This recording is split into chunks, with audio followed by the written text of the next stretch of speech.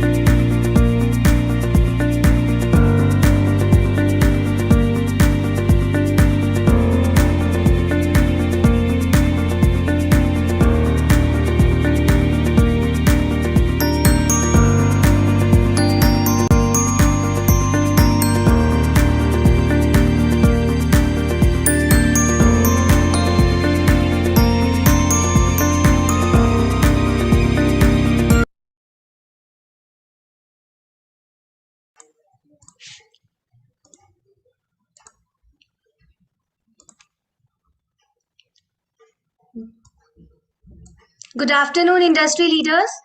It is a pleasure to welcome everyone to the 49th Inflection Supply Chain Innovation Web Conference and Awards 2022, endorsed by Councils of Supply Chain Professionals, Singapore Institute of Materials and Management, and organized by Alden Global Value Advisors. I am Priyanka Jain from the team Alden Global and will be the host for the day. Inflection is a series of web and physical conferences and awards across Delhi, Mumbai, and Bangalore. Today, we are joined by top supply chain and technology leaders of India to make this conference an exciting communication platform for sharing best practices, the roadmap to the future, and innovative solutions. We welcome a goal-sponsored 3SC led by professionals all across the globe. Is a supply chain tech organization that offers supply chain analytics solutions to a blue-chip clientele across pharma, healthcare, industrial, FMCG, and e-commerce industries. Their solutions are comprehensive, customized, and guarantee enhanced customer experience by reducing the cost and improving asset productivity as they are powered by advanced analytics. Their demand forecasting tools enable the service of in-house modeling, which helps in analyzing trends and predicting requirements by employing machine learning, stochastic planning, and artificial intelligence. 3SC Spend Analytics, enabled by business intelligence, provides data-driven insights to gain visibility and dive deep into spend data, track procurement performance metrics, and supply base. The visualization tool enables us to analyze and visualize real-time data on their own and collaborate using online graphics to generate ideas and identify trends. Today, conference theme is Building an Agile Pharma Supply Chain. Today, 100 plus CXOs and more than 300 plus attendees have registered to gain insights from top leaders. Let's start the conference with an interesting lead talk on embracing demand-driven planning.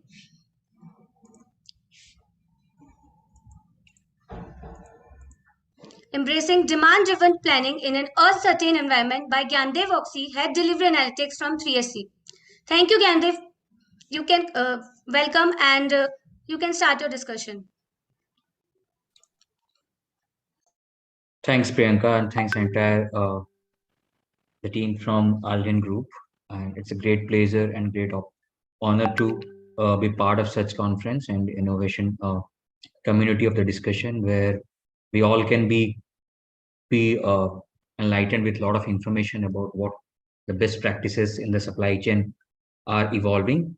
And I would like to thanks everybody, those who are viewing this event, and also the panelist who is going to be part of the event the rest of the hours.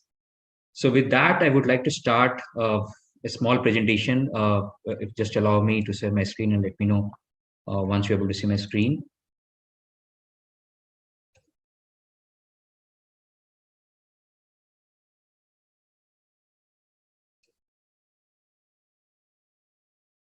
So I'd like to introduce about us, like who is 3SC and what we offer and what are the different value we have created over a period of time. So 3SC is a 9 years old company with providing end-to-end supply chain solution in the by enabling the analytics into that. So we provide solution in the area of building your supply chain with a design approach, running those supply chain practices in an execution approach, and also creating the supply chain execution as a service. So we would like to be the best and most admired analytics company in the space of supply chain with global footprint. Over 9 years, we have been present across India and Europe. Right now, the India presence is across north, south, and east and west, close to 17 or 18 fulfillment center, 3 analytics and global delivery center, which is present in Gurugram, Pune, and also outside India and Europe, that is in Amsterdam. We have been offering in the space of both supply chain analytics and also in the supply chain executions. So predominantly, we have 2 business units, which basically takes care of all kind of supply chain analytic as a solutions and also the supply chain execution as a service. Now, within the analytics, we try to connect 4 different areas or 4 different pillars of the supply chain. One is the predictive analytics, which takes care of the end-to-end supply chain planning solutions with the help of data scientist, uh, with the help of consultant, with the help of technology team. And we also offer the same solution through a ML-based platform called Demand Curve, which takes care of your integrated business planning area of supply chain organizations. and this has been implemented almost 30 to 40 odd different segment of the industry, whether it is FMCG, FMEG, e-commerce, healthcare and pharmaceuticals, and agrochemical equally. We also offer in the area of optimizations. That's where we offer solution called prescriptive analytics, which takes care of customers' supply chain network design, supply chain inventory optimizations, and supply chain, the logistics excellence or the logistics optimization. The third area, which is the most important piece during the course of the unprecedented, is the descriptive analytics, where we talk about and where we provide solutions with the help of business intelligence capability, how this can help my supply chain or my customer supply chain to take more real-time data-driven decision-making solutions. And that is what we have been doing in the space of descriptive analytics. And a lot of our global and Indian clients are been get benefited out of these solutions. And this is which we try to build for our customer as a key differentiator to our customer. The fourth area is the global control tower, where we offer the solutions to customers, partners, whether they could be supplier or they could be customers or customers different partner in terms of upstream and the downstream of the supply chain. So control tower is where we manage our customer supply chain by providing end-to-end planning and executions services to them. All these four services we also offer through different cloud-based applications, which called, one area is talked about planning excellence, other area is execution excellence, and the third area, which is we have been recently introduced, is called sustainability excellence, where we provide a platform called CarbonX, which basically allow the supply chain of the organization to reduce their carbon footprint by bringing machine learning and optimization into the supply chain practices. So these are the three services and four kind of offerings which we provide under supply chain analytics. In supply chain executions, we provide solutions of both the physical as a 4PL model and also in terms of integrated logistics, where we manage the warehousing, the inbound flow of the supply chain and also outbound flow of the supply chain as an integrated model, and also solution in the last mile delivery. That's all we've been doing in last 9 years. Over a period of time, we've been rewarded as some of the best projects with a couple of client which would be really differentiating between any other supply chain solution companies. We've been awarded the best demand planning and forecasting solution provider by Blue Yonder years before.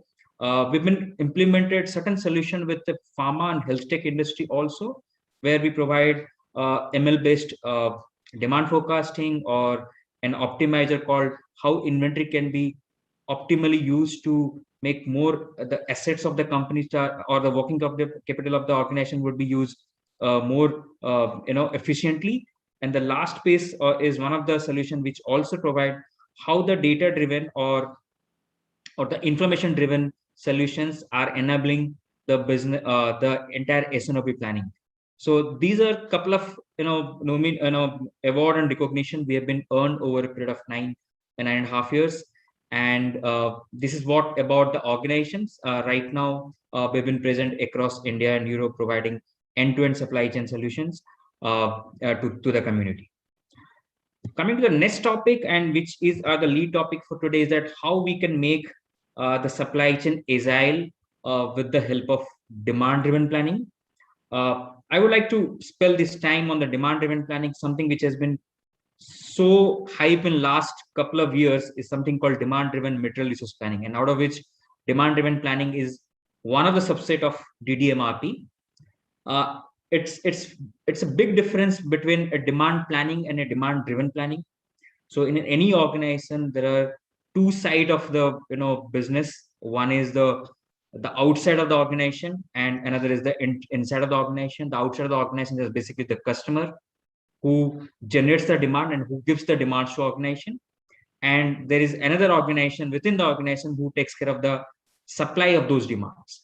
So demand-driven planning is nothing but a seamless orchestration of the supply chain to meet the volatility of the demand. And that's where the demand-driven planning as a concept has evolved.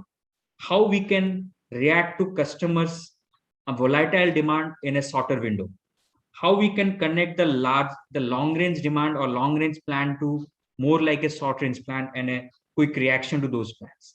So it's nothing to do with how you can do a short term planning. It's more about how you react into the short term planning. So demand driven planning, it's more about overarching the demand and supply within a short window and a short range. And to do that, you need to be accountable for end-to-end supply chain of your organization. So entire organization of the of a company, of an organization, has to be work more sync way and orchestrated way, and enables organization to react the volatility of the real demand which is happening in the market. Now we have been, being 3SC with providing of the one of the niche player in the area of the planning solutions. We have been offering, or we have been giving the solution. We have encountered some of the problem statement of the client, and recently we have been working with one of the D2C company where how the demand driven planning can be implemented over there. Is there any tool which can address the demand driven planning? And may not be, it partially, there are certain things can be addressed through demand driven planning through a tool or technology or a process or a change management. But I think demand driven planning is mixed of all. You need to have a right tool, you need to have right practices, right mindset, and right the adaptation to the the processes. So we have how if a customer asks like how we are going to react to my this real time volatile demand. So to address that, we said that the solution is that you need to establish a demand driven planning rather than a pure demand planning, understanding or envisaging what would be the demand is going to come. Rather react to a demand and establish a supply chain, react to that. So that we mentioned that let's establish a demand driven planning, and there should be a 4-box approach. This 4-box approach is going to help and establish a demand driven planning which would be a competitive edge to customer supply chain. Now, what is 4-box? The first is the segmentation. And typically every organization has a very legacy principle is that 80-20, where you focus only 20% of your product to get the 80% of the value. But demand DTP, where segmentation has extended not only to the product, it's basically strategize, or it's basically segment entire supply chain into different segment, not only in terms of the product. Let me take you a couple of scenarios. In case of in the segmentation, you do not need to forecast or to plan all your product in one way. You need to segmentize in terms of price, in terms of revenue size, in terms of product life cycle, in terms of the product maturities and all, to divide this product segmentation in a box or in a similar nature, which will help to do a better planning. Now, not only the product, it also required to segment your customer. Now, every customer doesn't require to hold the inventory. The all objective over the DDP is to bring how I can meet the supply or the demand, the volatile demand of my customer. So you need to have a very, very clear strategy in terms of the customer segmentation, which has to be rightly aligned with the manufacturing strategy.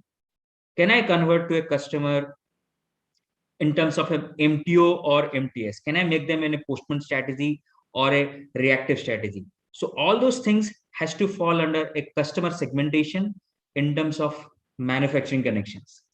The last is the inventory. How I can classify the inventory in terms of MTO or MTS or MTA, the different types of in different industries.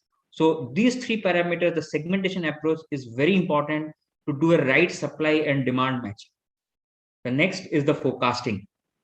We've been doing, every organization follow a forecasting cycle and forecasting process, but the next, the era which evolved is the how we can bring the data driven, how we can move from forecasting not only at a product level or a product location level or product depot level, rather moving to a product customer level, at product channel level, where the demand is basically established.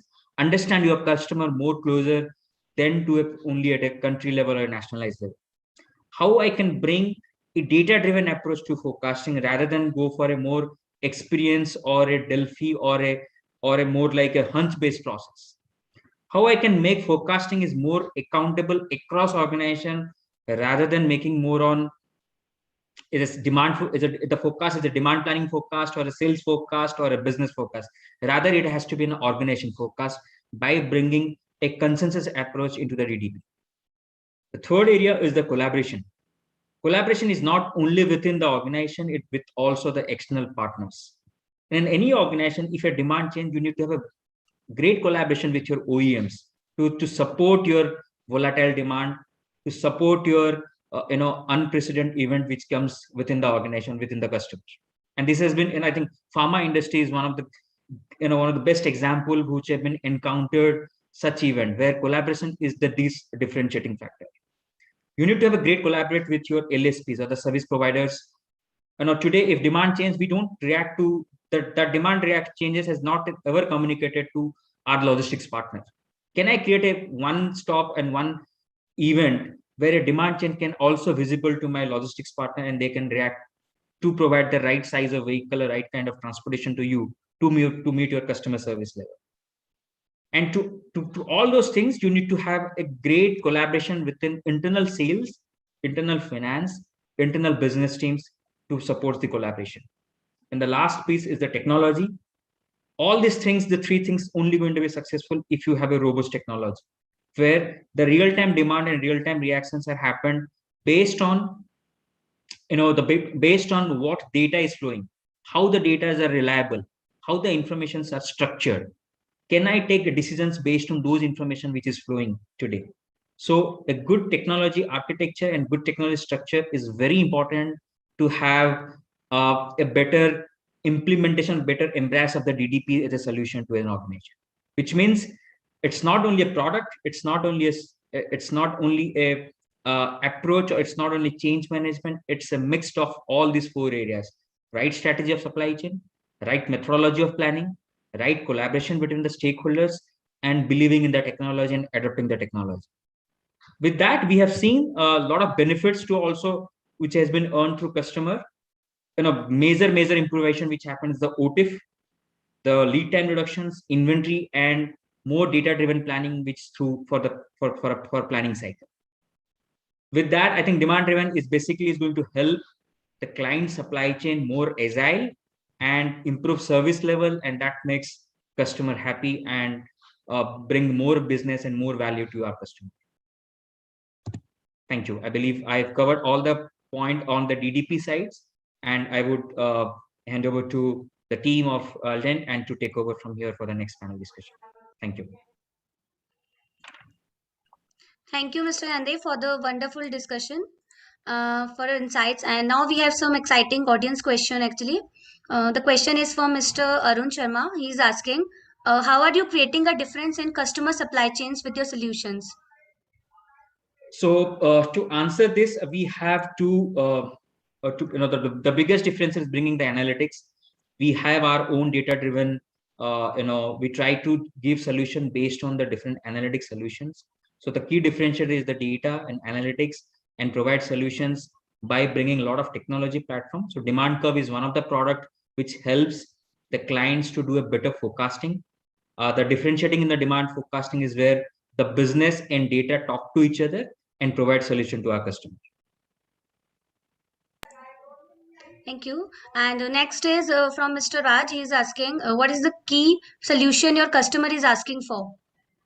So today, the most of the customer is looking in the 2 to 3 areas. One in the digitization space of the planning, where they are looking for a solution which has to be extremely lean, providing a solution in the areas of how they can improve the forecast accuracy, how they can improve the inventory turnover ratios, how can the visibility of the supply chain get improvised. I think these 2-3 areas are the most important, which today's days customer is more looking forward. That's all we have. Thank you so much for your insights. Thank you. Thank you.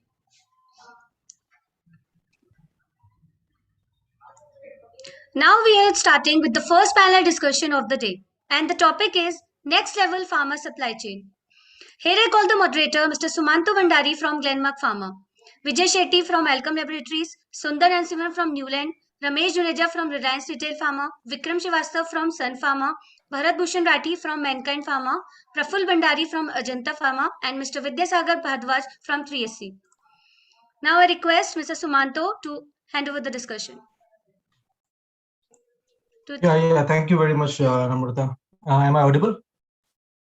Yes, you are audible. Yeah. First of all, let me welcome all of you, to this particular session. Okay, and thanks in advance to all of you for your time. So this is Sumanta Bandari. I am with Glenmark Pharma for last couple of years as their VP Global Procurement.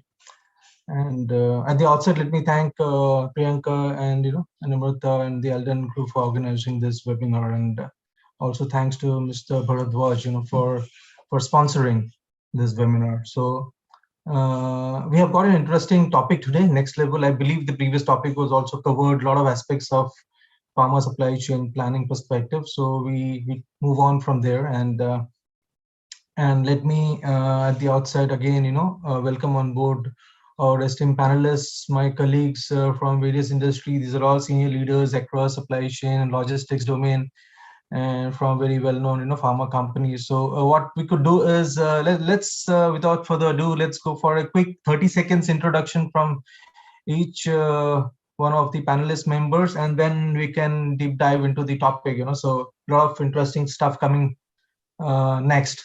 So maybe we can go one by one. I can kind of help navigate this. Can we have Mr. Bharadwaj introducing himself?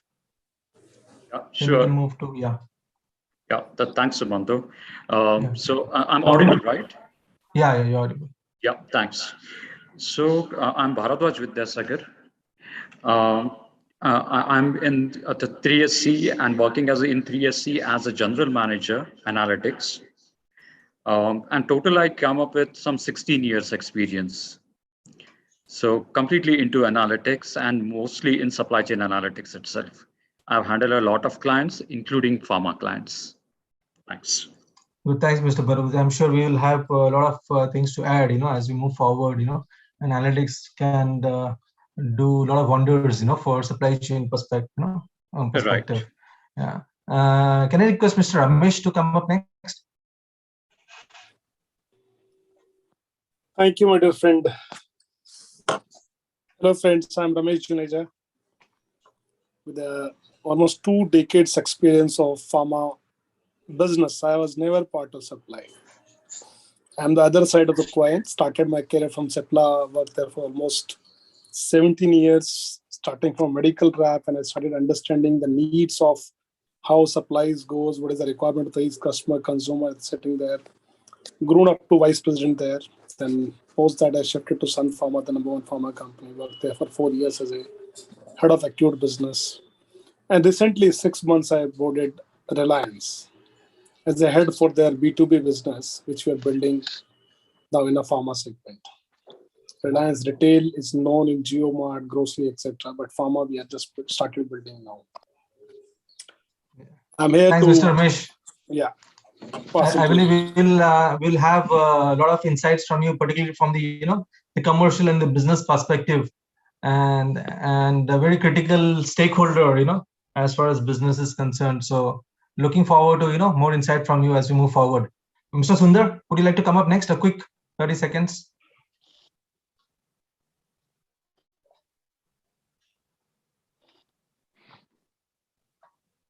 Do we have Mr. Sundar in the call? Namrata, can you check if Mr. Sundar is able to join? I don't see him. Yeah. Okay, so we can move to Mr. Vijay. Hi, good afternoon, everyone. Am I audible? You're audible, but you're not visible. Okay. Because, traveling. Okay. Yeah. Good afternoon once again to everyone. My name is Vijay Shetty. I've been in the supply chain and the logistics field for over 25 years, right from specialty chemicals to chemicals and pharma as well. And currently working for Alchem Laboratories Limited as a global head of distribution and logistics. Thanks, Vijay. May I request Mr. Praful to introduce himself? Yeah, I'm audible. Prafulji, yeah, you're audible. Yeah, myself, Praful Bandari, working in Ajanta Pharma as an associate vice president in production planning department. I have a total experience of 25 years. I work in the production and then come to head office, corporate office, working in supply chain as a production planning. Yeah, thanks, Mr. Praful. Dr. Sundar, would you like to go next? I think we missed you. Yeah. Am I audible, Sumant? Yeah, you're audible.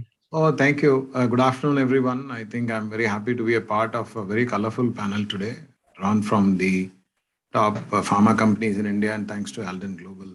I come probably, I've been a procurement guy and a supply chain guy for almost more than 3 decades now. I've been largely in automobile and light engineering industries in the first part of my career, and second part, 15 years, has been entirely with Newland. So my perspectives are limited, you can say that way, to API and CMO kind of businesses. And, I head their, the procurement is centralized here, head their procurement and outbound logistics. It's kind of, integrated that way, and do strategic sourcing for Newland. Will be happy to add my insights at an appropriate time. Thanks, Sumant. Thanks, Dr. Sundar. Vikram, would you like to go next? Absolutely. Thanks, Sumanto. So hi, good afternoon to all the listeners and viewers. Happy to be part of this light panel. I'm with Sun Pharma currently, based out of their Mumbai office. I'm handling their global planning function. Been with supply chain, different facets of supply chain, logistics, new products, demand supply planning, overall S&OP driving mechanisms. So that's a brief about me. We'll probably discuss a little bit more, as Sumanta said, going forward. Over to you, Sumanta. Yeah, thanks, Vikram. Do we have Bharat? I don't see Bharat in the call. You're there? Okay, yeah, you're there. Fine. Good to see you back. Welcome back, brother. That's what I can say. Thanks, dear. Thanks. Thank you for giving me a chance, Elder. And I am Bharat Rathi, so currently leading the logistics for Mankind Pharma. In all, I got 15 years of work ex in different industries, rather. So this is the first time I'm into formulation industry. Previously to that, I was with Baxter. So I'm into healthcare, I'm into FMCG, I'm into chemicals, I'm into consumables. So it's a different parts that I played in my entire career. And actually, pharma distribution is just different from any other industry that I can say. It's very complex. Thank you. Over to you. Yeah. Thanks, Bharat. So a quick intro about myself. As I said earlier, I'm with Glenmark for the last couple of years, roughly around 20 odd years in the industry with various verticals, food, pharma, FMCG, chemicals, bit of a consulting. And that's about it. I've been into supply chain and procurement throughout. I love this, love being in supply chain and procurement. So I think that's the context of today's discussion as well. So we have some interesting topics to discuss. And so let's kick off, So just to set the context, I just want to check with all of us, like what comes to our mind when we think about medicines and pharma industry and pharma supply chain, being a common man or being a, part of the industry. Okay, I think certain things which comes to our mind, top of our mind is life-saving drugs, right? When we talk about medicines and pharma industry, availability of medicines obviously critical, always on our mind, right? Patient safety, whatever we do, whatever we speak, whatever we decide, always thinking patient at the end of the supply chain. Having said that, for the certain other aspects like affordability, the cost of the medicines, the quality, efficacy, genuineness, whether whatever we are buying are of the right quality or not. So we have lots of other things, facing our industry, right? The technical challenges, the logistical challenges, the regulatory challenges, the government regulations, keep changing and, keep getting stringent day by day, and various other, challenges that keep coming, and we are all aware about the last 2 years that we're going through, the pandemic situations and so on and so forth. And obviously there are a few, good things also evolving this industry. There are a lot of technological advancements happening. So I think in this pretext, being a health conscious society, the pharmaceutical supply chain has become extremely complex. Okay, so which I can see in last 2 years of my association with Glenmark, which is a generic company. It involves life-saving interest of human beings and requires participation from a lot of different stakeholders, not just the pharmaceutical manufacturers, the wholesalers, the distributors, the customers, the information service providers, the government, the regulatory agencies, and so on and so forth. Is highly, highly complex. So having said that, okay, all of us are aware that the pharmaceutical companies are subject to multiple risks. Okay, and although it's the biggest industry, okay, in India, okay, there have been interruption in the quality, quantity, cost, sustainability, so on and so forth. So there are various risks as we keep seeing and hearing in day-to-day life, and some of them I just want to quickly highlight before we jump on. Just from a supply chain perspective, is at times there are reduced demands for prescription medicines. Okay, as we all know, because of the growing competition from generics, pharmaceutical companies. Okay, and the various frauds that keep happening, the counterfeit drugs, which is again a big industry, continuous increase in the expectation from the customers and difficulties that the brands keep facing to manage their health. Okay, a lot of data related issues, data breaches and cyber security threats, and a lot of supply chain disruption. Okay, especially during the pandemic situations, logistical issues with containers availability and so on and so forth, country risk, be it China and so on so forth. So I think in order to respond to this to such challenges, the focus of supply chain, okay, has so to say have shifted from to being more advanced planning. Okay, I think we heard about it in the previous session, such as analytical demand planning or integrated SNOP. I think that's becoming more integrated part of business, more and more participation from stakeholders, and the operation logistics getting outsourced to the third party providers. Having said that, the digital technology is also transforming. So we are, all of us would agree that we have moved from a linear model in which the information kept flowing in one particular format or fashion to a more integrated model where the information flow is in the multiple channels, multiple directions. So cross-functional, as we heard earlier, that internal and external collaboration absolutely critical.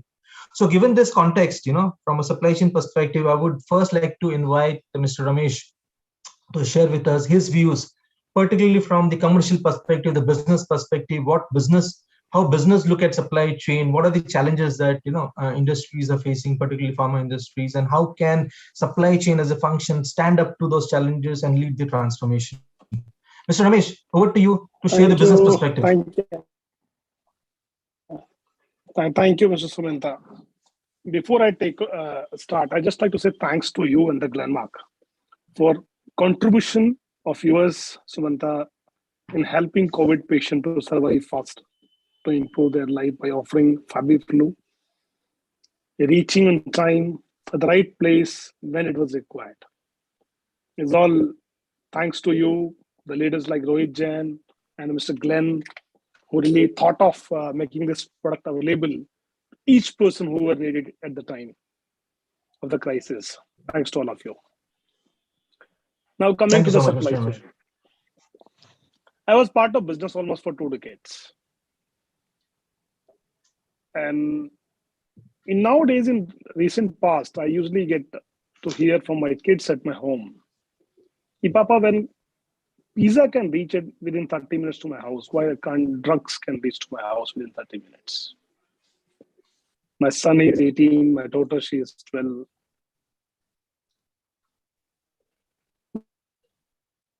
Whenever we need some drug, let me get it or let me go and buy. They keep on raising that. When Swiggy can supply through Swiggy Insta a bread in few minutes or eggs in few minutes, why not drugs? As a layman, I also expect the same. But when it comes to regulatory market, I can understand the pain points of regulations. But still, there are a couple of pain points are linked with regulation and a couple of pain points are linked with our own mind, which we wanted to find out the solution today. We can understand Pharma coming in past, NetMeds, 1mg. Everybody tried to tweak the regulations, whatever was required to be tweaked, and made the products available. Yes, contribution has gone to just 1% of the pharma market, but still, they try to find out the solution of the pain. This was one. Second, today customer expectations are growing to the next level. Human expectations are going to the next level now. Do as a pharma colleagues, are we ready to meet the expectations of the coming generation? Are we utilizing the technology to the next level for tracking the drugs availability at the last mile? I can track, see, when I place order on Amazon, I can track where it is. But today also my stockist is not able to track my product ka invoice ho gaya kya nahi hua. The retailer is not able to track the product has moved from the stockist shelf to towards my house or not. There's no tracking mechanism today as well in the drugs. All because of this lack of tracking mechanisms, we are all sitting the huge inventory, which can be managed by half today. In our system, we have wholesaler, semi-wholesaler, C&F, semi-stockist, in between the Jhola Chap hawkers, huge chain we have. And within this chain, we can understand the level of inventory what we are sitting. Yes, our industry is a huge profitable industry. We can afford all this kind of inventory lying at every level. We can afford 2 to 3% for 5% of wastage because of 60, 70, 80% of margins in the industry. But we have our responsibility towards globalization, towards our economy, to the nations. So we only to see that what do we do at this stage. If 5 years from today, even my son, when he graduates from the college, he should be able to track the drug. Yes. Kab manufacture hua, kahan manufacture hua, kab pahuncha aur kaise pahuncha मेरे पास, which is fundamentally not happening today. This is a fundamentally a layman thought process. When I comes to a business guy, when I was part of Sun Pharma or Asepla, I always used to tell my Chandrakant Bhai, was a supply partner to me in Sun Pharma, or agar A.N. Ramesh and Sappa, I usually tell Kiya Ramesh, what is happening? 3 दिन पहले order डाला, आज तक नहीं पहुंचा है. Time is a money. Patients are waiting. One prescription bounce actually is going to impact crazy to my business. Doctor will not write the prescription once again, but one patient will call him कि sir ये product मिलता नहीं है.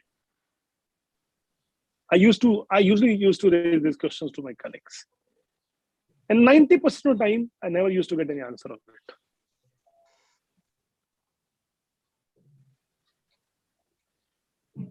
We always used to struggle A category, B category, C category, or D category of drugs. How much inventory we should manage? How much to keep where? Who will take the order? Sales boy is responsible, for a distribution team is responsible. Who will collect the money? All those questions, always disputes and debate used to happen between the supplier and the business partners. But fundamentally, almost 2 decades, I could not get any answer of these questions. That could be one of the reason has made me to move from business to supply, now to Reliance Pharma Retail Head.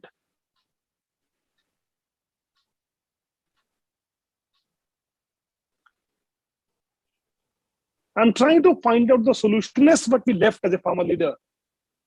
I'm converting those weaknesses now into business opportunity for Reliance through a B2B model. I'll be happy to listen from each panelist today in this room. What we all together we can do to bring the change in the Indian pharma supply industry, for making the last mile, final mile, with ease in. Thank you. Thank you, Mr. Ramesh. I believe these were the hard facts, right? So most of these are, kind of known to us, or these challenges that we'll be going through and day in, day out, So it's like somebody showing us a mirror, right? These are the challenges that we are facing, while maybe the industry outside has moved on, and far more ahead. And that only leaves us with me, with the thought that there is huge opportunity for us to, drive. So that takes me to I think the first pointer, the first aspect of the supply chain, which is the planning which ultimately leads to the reliability aspect. So I think that's an important topic and some good, interesting discussions I'm expecting, in the next 10 minutes from the panelists. What are the key challenges when it comes to the demand and supply planning for the pharma industry? Okay, given the external challenges that we have, and what and how can planning, help improve the overall reliability of this end-to-end service, within pharma sector. So I would request couple of panelist members, Mr. Sundar, Mr. Vikram, Praful, and Mr. Bharadwaj, to chip in and cover this over a period of next 8 to 9 minutes, maybe a couple of minutes each. Mr. Sundar, would you like to just kick off your thoughts for a couple of minutes, and then we move to Mr. Vikram, then Praful, then Bharadwaj? Yeah, thanks, Sumanto. I think a lot of soul searching done by Ramesh. So after the soul searching, it's time to do some brouhaha, I guess. So, first of all, I want to really compliment the pharma industry for coming up with so many vaccines. We've been equal to the challenge of the COVID, and the first wave, though, it kind of almost bit us, we bit it back. And the second wave kind of, we could see through. Unfortunately, the third wave is raging as we are speaking, but probably the virility is down. So let's all hope that it's getting quick and dirty and gets away very fast. But then the credit to the pharma industry for putting together vaccines and being able to really give that shot, the shot in the arm, as you say, for the common citizens. So having said that, what is if you look at the global scenario. Last 2 years, I think the demand patterns have changed. We know what has happened to the ARV industry. I think there seems to be absolutely no demand. Suddenly, we are still kind of searching for the foothold, in that particular market. The reason is probably the COVID has changed our thinking processes and many other things, many other dynamics in the market. So the need for then planning and being able to be so let's go. Then I'll go back to the fundamental thing of planning, fundamental rule of planning, ears to the ground. The most important thing is we say starting from the foresters' days, information replaces inventory. We don't have the luxury of having very high inventory. Inventory was the one that was doing the balancing act between the variable market and the stable production, as it were. And now, we don't have the luxury of the inventory because apparently there are expiry periods, there are other dynamics that go with the inventory, and also, the so-called price deterioration in the market and all. So I will say first rule is ears to the ground, look for those signals very quickly across the supply chain. You are talking about how the information flow is now kind of integrated. It's no more kind of top down or on the supply chain, but you are able to get those information faster and at different levels. This is one. So ears to the ground, look for that info that's going to be determining the demand pattern and how will you fulfill that changing demand. This is one, I will say. The second thing is, I think I will say, for the pharma industry, be it formulation or for the API, and both key members of the operational part of the supply chain, it's very important to look at some modern strategies as looking at runner repeater ranges. Look at planning your production based on more simplistic, more compartmentalized, and more I will say predictable kind of patterns. We are talking about predictability at the one end of the data thing, but I will say for the operations, I have found it, the runner repeater stranger, to be very useful. Runners being planned on the trot and low on inventory, repeaters being planned, let's say once in a 45 days or a 2-month scenario. And then, the strangers between a quarter and once in a quarter or once in a half year production. So this then helps. I'm going to, look at very simple levers for this discussion, keeping it quick. And the only third thing that I feel, both parts of the supply chain is kind of severely disrupted. There are no passenger aircrafts. There are no ships flying. There are no containers, even if ships were coming. Transit times are longer. So the only solution that I am thinking is to probably order a little bit in advance and build those buffers, at least in the medium term, so that, once things really stabilize, go and consume those buffers and, cut back on the inventories. The other good thing which I have observed, Sumanto and others across the pharma industry, the other positive thing I observed is the centralization of the planning process. We guys, the planning is in our, you can say, nerves and blood, as we say, because we all the time we talk about Murphy's, we talk about what are the disruptions and how we really get over it. So I am seeing a lot of integration of the planning itself with the supply chain, including the planning of the operations, which I hope Vikram will comment on and all that. So that is a good thing, and then we are able to really integrate it and be able to plan things better. So then if that is the situation that we get into, probably the symphony is better, and we hear better music and there is better reliability. Thank you. Yeah, thanks, Dr. Sundar. I think very rightly you have pointed out, rather reinforced, those fundamental aspects of the planning. So I believe it's a good start, and surely Vikram can build on this, followed by Praful. And Vikram, over to you. Thanks, Samantha. Yeah, I mean, very aptly put. I mean, very, very deep questions asked by Ramesh at the start of it, and Dr. Sundar actually, paved the way as to how supply chain and planning overall has come to fore during the last 2 years. And the before I get into the details of what planning needs to be and how unified single view of demand sensing has to be, what I needed to call out to the listeners is, the silver lining to all this disruption is that people have now started to understand much more about what goes into supply chain planning. It's beyond procurement and logistics. So pre-pandemic, probably if you would talk to people about you are in supply chain, they would either tell you, okay, are you buying something? Are you in procurement? Or you're into distribution and logistics. Nobody really understood what planning was, how it was happening, what is the distinction between demand and supply planning, how they need to get married to each other, and how they stitch the entire value chain, not just the supply chain, the entire value chain, from downstream, your demand sensing, forecasting, to your upstream, how you're going to forecast and give numbers to your vendors. So the entire piece is now coming together. And I mean, even the president of the US now understands that the pencil is not available in Walmart. What's the supply chain of the pencil, where the lead is coming from, where the wood is coming from, where it's getting processed, etc., etc. So I would say the silver lining takeaway for supply chain professionals like us is, people have understood that supply chain is here to be in the center stage. It is not just a good to have function. It is a function which is actually stitching the entire value chain together. Now, coming to the planning piece, I mean, during the last 2 odd years, what I've felt is, I mean, we were talking prior to the pandemic, we were talking about supply chain efficiencies, we were talking about, good forecasting tools.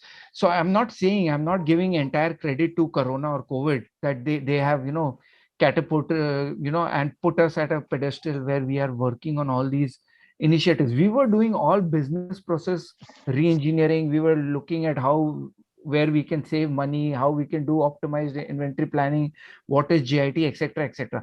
But in the last 2 years, I think a lot of supply chain professionals and business teams have understand that business process re-engineering is important, but business continuity plans, BCPs, that we call about today, those are even more important.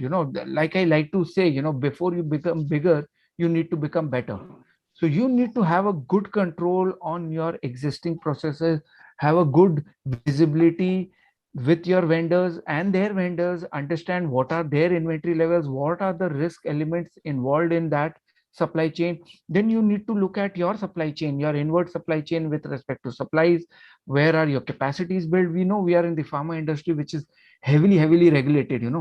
I mean, Ramesh started off with saying that if Swiggy can deliver in 30 minutes, why pharma goods cannot come? They can come, but we have to work under a certain regulatory framework, because these are critical life-saving drugs we are talking about. A pizza can go bad, but a vaccine, if it does not have the cold chain integrity and across the entire supply chain, if that vaccine goes to a patient who needs it and it does not have the efficacy, it's a life or death situation. So we're talking about a more serious nature of business over here when we talk about integrity in supply chain management. And that is my take. And that is where I say that planning is now going to play a very important role, especially with all the disruptions they were seeing. Sumanto, you talked about, we were not able to have prescriptions on time and we were not able to sense demand. A lot of electric surgeries have been stopped, now. So we sensing the right demand so that we pull the right triggers on what material need to be procured, what finished goods need to be produced, and how we can supply the right goods to the right people. I mean, that has become pivotal in my mind today. And that is where we are looking to move from traditional sales and operations planning, SNOP as we called it, to more of a demand driven planning.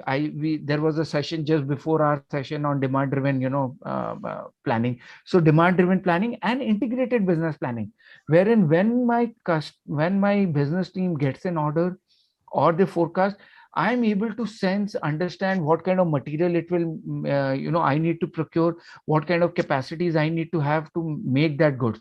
So that in my mind becomes a very critical fact of, how we are going to manage business going forward and how we are going to transform the way we have looked at planning traditionally, So over to you, Sushant. Yeah, Vikram, I think you have pointed out one of the very critical aspects, and that's how supply chain is coming to the limelight and playing a much more crucial role. And that integration with the commercial business to understand the early signals and can translate that into the demand. I think that's where the game lies. So how accurately, how early we are able to do those. So it's extremely critical to get that piece right. Let's also hear from Praful. Praful, would you like to build on this? Anything that you would like to add on in terms of the planning or even Yeah, Sumanto, thank you. I will cover just few points. The main point is the availability of materials. During the pandemic, everyone is see that the material availability is very challenging. So we have to collaborate with our all vendors, and whatever the safety stock we have to keep, that always we have to build up safety stock, especially the imported materials, tailor-made materials. Those material we have to always keep safety stock with us. So the second point is, if any demand, there is any sales spurt, then we can able to absorb easily. Once the material is available in our hand, then we can easily execute the product. For the product execution, we have again the de-risking. One product, we can manufacturing at 2 locations or at 3 lines. So based on the sales spurt, we can manage those things also. So availability of materials always in hand, and keep the multi-location, de-risking of the products. These are my 2 aspects. So we can overrule any challenges which will come in supply chain. Yeah, thanks, Praful. I think safety stock and inventory has always been a sensitive topic. So from a working capital perspective, whether it's a DOFC or DOBC cover, it's always on the limelight and reviewed very on a regular basis. And if taken care, can definitely come to the rescue as far as the critical drugs are concerned. Yeah. But I have seen that the inventory is doesn't matter if we keep the inventory, because RMPM inventory is then convert into finished goods. That values a lot, and ultimately the stock availability to the customer and their confidence level. Correct. Now, since we're talking about the availability of the materials, I think the next important pointer is the logistics part. And I think that's been playing an extremely critical role. We heard a few pointers on this from Vikram as well. Okay, when it comes to the cold chain or the control temperature, movements, and has been extremely challenging during the COVID time as well. Let's hear something how the logistics have been evolving, how logistics is playing a very, very critical role. What are the challenges? What are the next level strategies in this particular space? Can I request Bharat to come in and share your views, followed by Vijay, please? Yeah. Thanks, Mando. Thanks for asking the genuine question. In these pandemic times, the distribution is actually it's not reliable. Rather, I'm saying it's not disruptive. But see, the fact is, according to a survey in 2021, which was done by Indian Economics, which says that in this decade from 2021 till 30, this industry will grow by 3x. So right now we are approximately $45 billion. So what they are saying that a ballpark figure of 130, 140 billion that industry is. And when we are saying 120, 130 billion, that means approximately a 20% CAGR year-on-year growth is there. Okay, so there is enough cake for anybody and everybody, and even more players can pitch into this. But this is also the fact that Indian pharma needs to reinforce supply chain capabilities. Why I'm saying so? Because see, still 60% of the API India is importing, and out of the 60-70%, they are importing from China. So still, because of their cost implications and all, still we are heavily relying, that means 40% or of RM is relying on China only. So that is one of the major tasks that I am discussing here. And when it comes to distribution, see, India is a complex country. So it's not a single country. We have 30 different states, and these medical laws and all, it's governed by state law only. So every state have their own laws, and they can govern their health and infrastructures. And the complexity becomes more serious because there are more than 60,000 suppliers who are supplying these formulation drugs in India. Okay, so the first thing, the future is bright. There is no doubt about this. Yes, there needs some deep pockets, and I think now these aggregators like Ramesh's company and all, they will play an important role in distributing these drugs. Why I'm saying so? See, obviously the ask can be because a pizza can be delivered no matter how much regulations are there. A customer can ask for a 30 minutes delivery. There is no harm in this. Okay, so it is an ask. And being an industry leaders for the companies like these evolving companies or tech companies, so this is overall a game of data only now. So, okay. And when I'm saying, say, demand forecasting is a waste of time, this is my personal view. I can be wrong. Because, see, no matter how what formulas you are applying in, blah, blah, blah, it always comes with an error. The error percentage can be nullified, can be reduced from 30% to 20% to 10%, but there will be an error.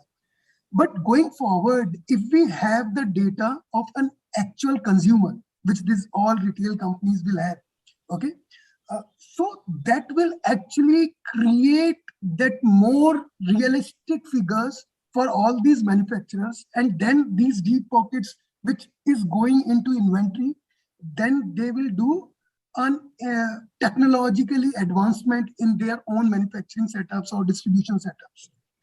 I'm very much hopeful for this. And the second thing that I wanted, it should be out of the box kind of ideas, because obviously cost will always remain on a top whenever you are distributing, no matter we are dealing with lives and all, but at the end of the day, all the companies are having a commercial organization, so they need profits. So why not strategically industries get partnership with other companies and other industries? When I'm saying so, that means a cold chain for delivering the cold chain material 228 or 1825. Why can we cannot partner with ice cream companies? So it's just a thought. Probably there are certain regulations that need to be looking into, but yes, these aggregation in another 5 years, 6 years will plays an important role. And one, I am completely agree with your point, Sumanto, that now it's not something that it's only a movement of goods in a new universal direction. So we all need to create a web. Obviously, there are certain companies, and now more and more companies are involving their control tower mechanism so that they can deal with these rush orders, with abnormalities in the companies or in the environment. And it's now companies are not only dealing with, for example, I am a pharma company. I'm not only dealing with with all these what I'm saying, pandemics and all, but also I am taking the lag factors also.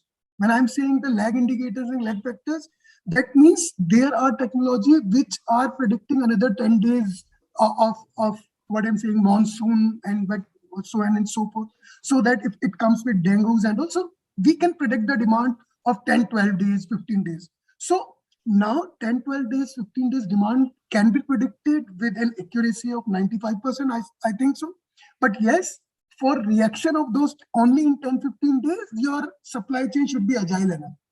Okay, you should not have the kitty in your, you should not have the kitty of 1 day extra for logistics, 1 day extra for planning, or 1 day extra for procurement. So you need to be on a single IBP platform for all these departments, and then plays an important role. So future is bright, and pharma industry will play an important role going forward. Thank you. An interesting thought, Bharat, on the aggregation piece, and it's good to see that, big players are coming into it, whether it's Reliance or Tata. So let's hear from Vijay as well. Vijay has been into the distribution logistics sector and has been also going through this, topsy-turvy ride, turbulent ride over the past couple of years. Vijay, your thoughts, please, on the pharma supply chain and logistics particularly. Yeah, thank you, Sumanto. I would say, of course, I agree with Bharat. There's a bright future on the pharma logistics supply chain piece, okay? And the reason why I say this is still it is unorganized, okay? And there are opportunities for it to get organized, particularly coming from a cold chain perspective, okay? So if you look at, I would say still from an infrastructure point of view, we have a long way to go, particularly in India. So for cold chain, either you have a full truck load, okay, you don't have a service of a part truck load, or you get into certain specialized packaging and other, which also increases your cost of overall logistics. Okay, so of course there is a need today, but during the pandemic, I would say overall, I would say the India picture was good. Now coming to the industry per se, I would so we have companies in India which is multinational as well as Indian companies. Okay, of course, the pharma industry is predominantly dominated by a majority of the Indian companies. Okay, reason being because they fairly believe the model of distribution. Okay, when it comes to from plant to warehouse, of course they will have it owned. But in many cases, there were mix and matches. So there was a C&F kind of a model. Okay, now the C&F model, of course, is there. Okay, and many few of the companies went into, like for example, Alchem also went into create their own infrastructure. Okay, having said in the long run, okay, we have specialized 3PL, 4PL, okay, who will come into this race, okay, and offer you a multi-user facility kind of a thing. I think that's a very big opportunity where you can look at consolidation rather than putting your own resources, okay. But typically what happens on a total or overall cost basis, okay, today for a C&F, you pay some percentages, okay. Whereas for a 3PL or a 4PL model, you are actually paying for the actual cost and not basis, even if your sales increases by tenfold and you're able to, your storage is increasing, you're only paying the storage cost. So I think those are the things which new models are happening. We just recently, last year during the pandemic, we made a big change and we are seeing some good benefits in a multi-user facility where not only from a resource perspective, but also from a, I would say from an infrastructure perspective, okay? I don't know whether you have experienced, if you've gone to a US or any European country, the warehousing facilities are talked about CGMP and GDP compliant. I doubt that in India, we will see that at CFAs. Okay, if you go for an audit, I'm sure if an US audit happens in a C&F, I'm sure we'll never pass that audit. Okay, so I think the need of an R is also to build on the compliance, at the same time optimize your cost. There are various models which are actually coming into this line, wherein the 3PL is not only offering this space as well as, so that the logistics team can then focus on the key aspect in terms of how do we actually make things happen. Okay, and the other aspect that we talk about, this is now from a domestic aspect. At the same time, from an international perspective, what I think we are crowded with forwarders, okay, for shipping our goods and all that. And in this pandemic, we know that come your number one forwarder and other things, they are not able to respond to you in a very great manner with regards to availability of your containers. You are actually struggling. Understand, for a logistics personnel, okay, when 99% of the things goes right, nobody comes and pats your back. But if a container is missing and if you're not able to load, your penalties, your loss of customer, everything comes to your mind. Okay, so for a logistics personnel, I think what is more important is how do you secure this entire movement? Because at the end of the day, given the I'm not saying pandemic or pre-pandemic, what is more important is reliability of supply. I think the question should be asked in terms of what is your reliability of supply? Okay, what are you actually trying to reliability in terms of what temperature are you storing? Are you open to share that with your customers that yes, take this data loggers and you can see that there was no temperature excursions happening? Focusing on quality is actually very important. Similarly, in terms of securing loads, okay, and I'm sure today many of the shipping companies are there in terms of looking for companies like Alchem, Sunfarm, and big companies like to see that okay, how do we collaborate in terms of getting into a long-term contract? Okay, it is clearly said. I'm sure many of our colleagues who must be exporting to US, the freight rates which were to the tune of 5,000 levels have even gone up to 14,000, 50,000 level. Now understand this pandemic, of course, thanks to this pandemic, that the logistics and the supply chain professionals are now part of the board meetings as well. Okay. And we need to capitalize them in terms of trying to build agility in our entire proposal, trying to build in that reliability, whether it is from a sourcing perspective. Now, if even if you want to get it from China, okay, today main thing for a pharma organization like us is to make sure securing raw materials. You are nowhere, you cannot predict demand. If you ask the sales and marketing cluster heads or even the level one down the line, the BU heads, they are even in fact not able to predict what is going to happen next. Okay, so when then there is other way of looking at it. I'm sure we all in the domestic market are uh, engaging with our stockist. Okay, but how many of us are like very consistent in terms of getting the secondary stock and sales statement? So I think this actually helped us, I would say, particularly what's happening on the ground today. Like from a planning perspective, our shift was okay, what is the inventory lying at my warehouse? Okay, I have 30 days, 30 days at depots, 30 days at the plant. Okay, 60 days is done. But that 60 days inventory, you never know where the demand is going to hit like anything. Because today, smaller pharma companies are not in a position to bear that high freight cost or high material cost. Their cost of production itself will go beyond in terms of like what they are manufacturing. Of course, for many players who have to be relevant, what is more important is to secure from a procurement price the price and the longevity of the supply. But from a demand perspective, I would say from a logistics and the distribution team, how you can help in terms of giving that information to the and help sitting along with the sales guys saying that this is what is happening on a daily basis at the stockist level. And if you have that visibility, I think that visibility plays a big role.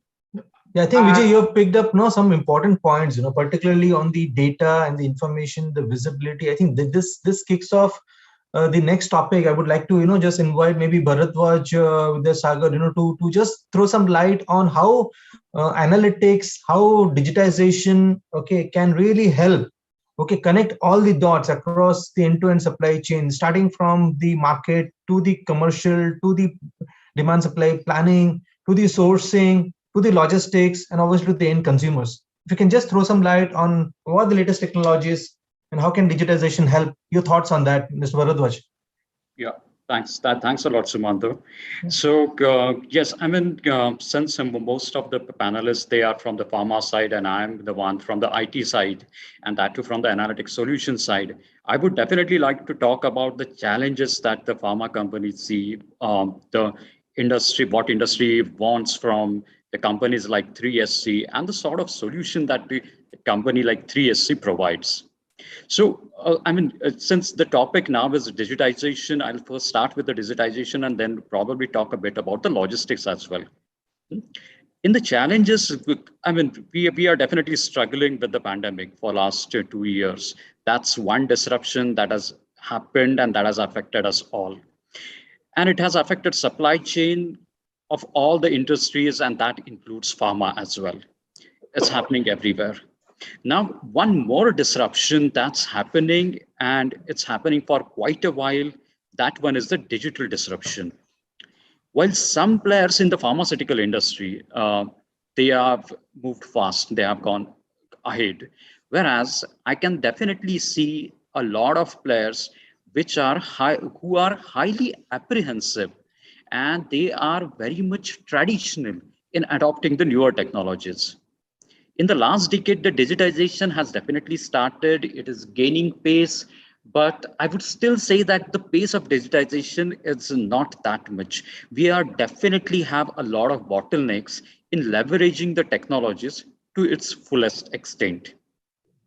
Now, this is more from the challenge. Then, is it like the pharma industry doesn't want to move? That's not the case. Pharma industry definitely wants to move. It definitely wants to move on and move ahead in the curve. So pharma leaders comes to 3SC, and digitization is the main topic that they come up with. Digitization, it should be, in digitization also, two things are always considered. First important aspect of digitization would be leveraging the data for predictive, prescriptive, and optimization sort of analysis.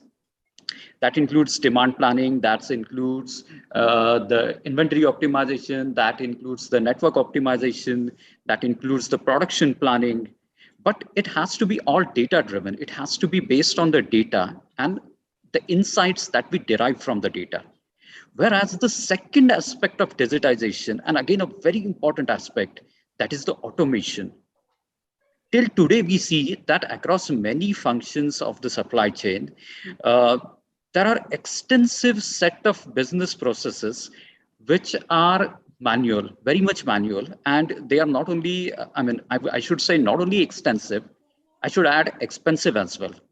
So the manual processes are there, they are here to stay for a while, but slowly and surely, they should be getting rid of.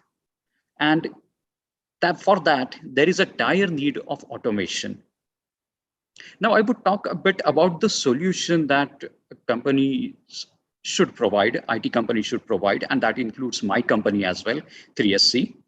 So we have to go ahead and drive the digitization. Pharma industry wants it, they come to us, but we have to drive it, and we have to drive it end to end. 3SC as a supply chain software company, it always believes in end-to-end supply chain digitization. So we provide solution on all different processes. But then we always say that client has the authority and client has a right to choose whichever module they want. So it's like end to end. At the same time, we can take the modular approach as well. We believe in helping clients with the customized solution that cater to their exact needs. So it can be, again, as I said some time ago, it can be in demand planning, or it can be in the production planning, the inventory planning, the network optimization, or it can be in the automation. Two different things I always stress in digitization. One is the data-driven analytics, and the other one is the automation. So in both the cases, the company like 3SC have to help, and 3SC is definitely helping in that sense. And then there's a complete thrust on the data-driven ML approach. So that's what the companies normally want, and the 3SC provides. So it's automation and it's the ML approach. So to summarize, I would say that the digitization is the future, and IT solution vendors like us are rising to the challenge and helping the clients in digitization. That's definitely there to stay for some time to come. Yeah, thanks, Mr. Bharat. I think lately we've been also talking about blockchain in a big way. While it is in a nascent phase, and quite a lot of advanced and developed companies have been employing this, particularly for the use as a verification method, to check upon how things are moving from at each nodal point of the supply chain, particularly because of its attractiveness, the ability to maintain the data integrity at various phases, without impacting, without losing all the information. So what's your thought on that? So blockchain, I would say blockchain is it's definitely important, but for the traceability, I would say IoT is equally important. And we are making a lot of use of this IoT. So we do have a client, a Europe-based container company, container manufacturing company, and they provide their container service to different pharma companies. And here the important part is that it has to be, the containers must be controlled with temperature. It's like a cold storage, and logistics of the containers who are, which are maintaining the temperature. So here IoT is extremely important because it helps not only in the traceability where um, where the container is, but at the same time, what kind of temperature it is maintaining. So it's second to second or probably minute to minute temperature monitoring using IoT, using the sensors. That is one thing which we always, strive to give to our client. And this sort of solution we provide to client. As for the blockchain, yes, it's quite important. For the counterfeiting, I think blockchain is coming up quite well along with IoT.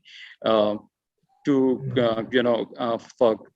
ensure that the counterfeiting doesn't happen, and even if it happens, it gets caught as early as possible in the total chain. Yeah, I think that's an important point, Mr. Baroja. That actually brings me to my last topic. And as you rightly mentioned, Indian industry, rather the entire pharmaceutical industry worldwide have been struggling with this counterfeiting.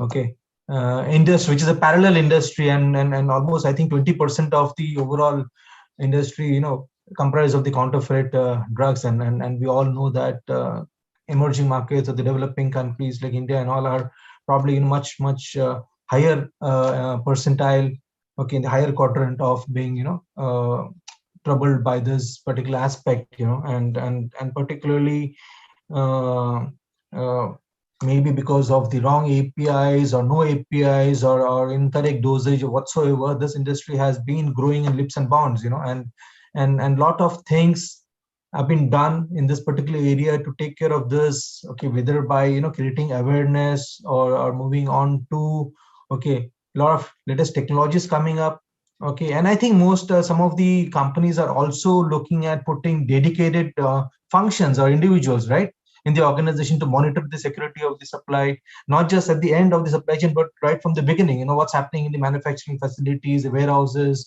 customers end while shipping the product. Okay, in addition to working very closely with the regulatory agencies and the industry organizations and the WHOs and the law enforcement guys to combat the fakes. Okay, how is technology helping us, in this particular area? How is, okay, blockchain, okay, useful in this particular area? We all know about the barcoding, the RFID, the holographs, the special links, the tamper-evident features, the mass serialization, which has been adopted by many companies now. But I think blockchain is something that we would really love to hear more about and see how it can come to the rescue to cater this critical and painstaking area of counterfeit medicines. Any thoughts from anybody on this topic of counterfeit drugs? I'm sure all of us struggling with this. The entire industry is. Mr. Sundar, Mr. Ramesh, any last thoughts from business perspective? So, Sumanta, Vikram here. Just a quick note, I know serialization is going to come up in a major way, which is going to support anti-counterfeiting and etc. and make supply chains more visible. But we have to start looking at, in my perspective, we just need not look at serialization only for counterfeiting. There is further benefits of serialization with respect to bringing visibility with reverse logistics, etc., track and trace, and also looking at internal productivity, etc. So in my mind, serialization is a good start for us, which will help definitely cater a lot of things, but we need to definitely reduce the cost, improve the technology adoption for the players, so that in the generic markets in the third world country where these drugs go, how we can serialize them with minimum cost on our lines, etc., need to be looked at. My quick 2 cents. Well said, Vikram. I'm a little conscious of time. Namrata, do we have any questions, any Q&As that we can throw to the panel quickly before we wrap up? I think we did cover our grounds around the planning part, the reliability aspects. Okay, we did look at the challenges in the logistics area. Good insight on how technology can help, further strengthen, okay, the bond across end-to-end supply chain, and obviously, the counterfeit bit. Yes, Madhu, we have some audience questions. And first question is from Mr. Ravi. He's asking how to differentiate yourself to achieve customer centricity through end-to-end planning. Yeah. So anybody would want to pick up that, Vikram or Mr. Vijay or Praful, anybody? Can I, Sumanta? Yeah. Okay. See, end-to-end planning is a very generic word, rather, but I'm saying. So first you need to have actually on what ERP you are into and what is the capability of your ERP. Okay. Probably your ERP is just a financial tool. So there is no point that you will be discussing an end-to-end.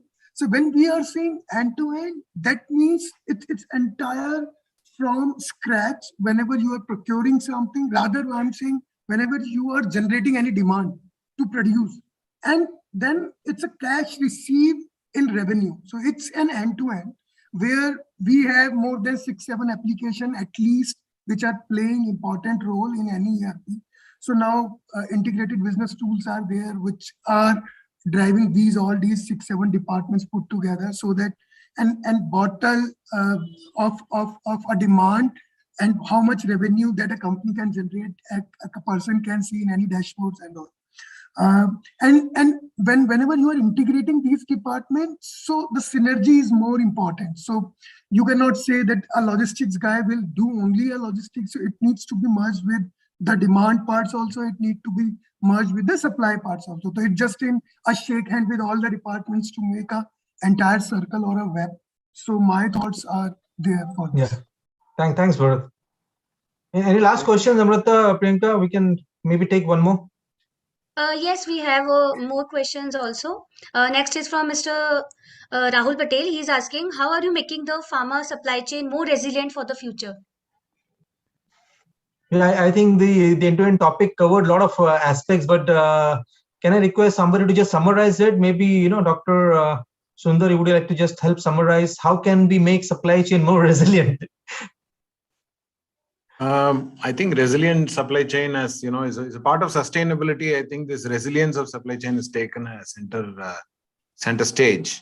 We can say that we don't look at, for example, starting from areas like supplier assessment, starting from or the 3PL partner assessment, or whatever we say, and in the usage of materials which pass through the supply chain, and of course the inventories that have a time to it and to a date to it and expiry and all that. I think everything is a part of resilience.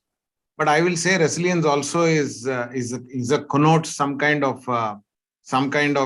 grit and determination on the delivery part, that I stay relevant, I stay really coherent, and then I'm able to stand up and deliver to whatever the changing customer needs are. So I will say, then the resilient supply chain is some kind of an overarching concept which has to be built across the parts of the supply chain, and that way build a lot of sustainability aspects to be built. For example, fully de-risked. Is your supplier base fully de-risked? Do you have a high China dependency, for example, which is a buzzword now, because you are vulnerable that way and your supply chain is not resilient. So aspects like that which are actually making the weak spots in the supply chain, those so-called weak links in the supply chain have to really be strengthened by actions that may not look very efficient from a short-term standpoint, but will look really relevant, and that is how you really back for the long term. This is the way I look at a resilient supply chain. Yeah, thanks, Dr. Sundar. I think that makes good sense in terms of understanding the fundamentals aspect, at the same time ensuring that end-to-end connectivity and standing up to delivering, understanding what needs to be done, and taking the baton in your hand and then moving forward, rather than just waiting for others to help you out, right? So, and that's what has been happening in the past 1 or 2 years through this pandemic, and really opened our eyes and helped each one of us stand up against the this pandemic, and I think we responded well, ensuring continuity of supplies to our patients at the end of the supply chain. After all, that's what matters for the supply chain function, to ensure that the medicine is available, the genuine medicines are available, okay, to our end customers at the right time, okay, in the right quantity, at the right price. Okay, having said that, I think, Namrata, we are good to wrap up in case you have anything Yes, to sir. add on Actually, this. Yeah, I think we have yeah, overrun we by have 5-10 minutes. Yeah. Yeah, we have another questions. We have time and we have another questions also. Okay. Yeah, another question is from Ms. Sakshi. She's asking how to transform your supply chain to support both traditional B2B and the rise in B2P, business to patient. Okay. Mr. Ramesh, would you like to pick on this? I think it's interesting, transformation happening in Reliance as well with the pharma retail. Is he there? Still there? Is it still there? I'm not sure. Not sure if he's there. Maybe I think you should assign it to somebody else. Yeah. Anybody else would like to go for it? See, because we are into formulation drugs and we are catering to modern trade also, and we are catering to e-commerce companies also. So one thing is for sure, when you are doing B2B business, then complexity lies with the person who is catering to B2C. Okay. And when you are actually want to serve the market with B2C direct consumer, the more important part is that you should build infrastructure to cater them. Because if you are doing certain promises that you will be delivering within 2 days, 3 days, 4 days, whatever KPIs you want to serve your customer, and if you are not into that, then you lost your customer. That is for sure.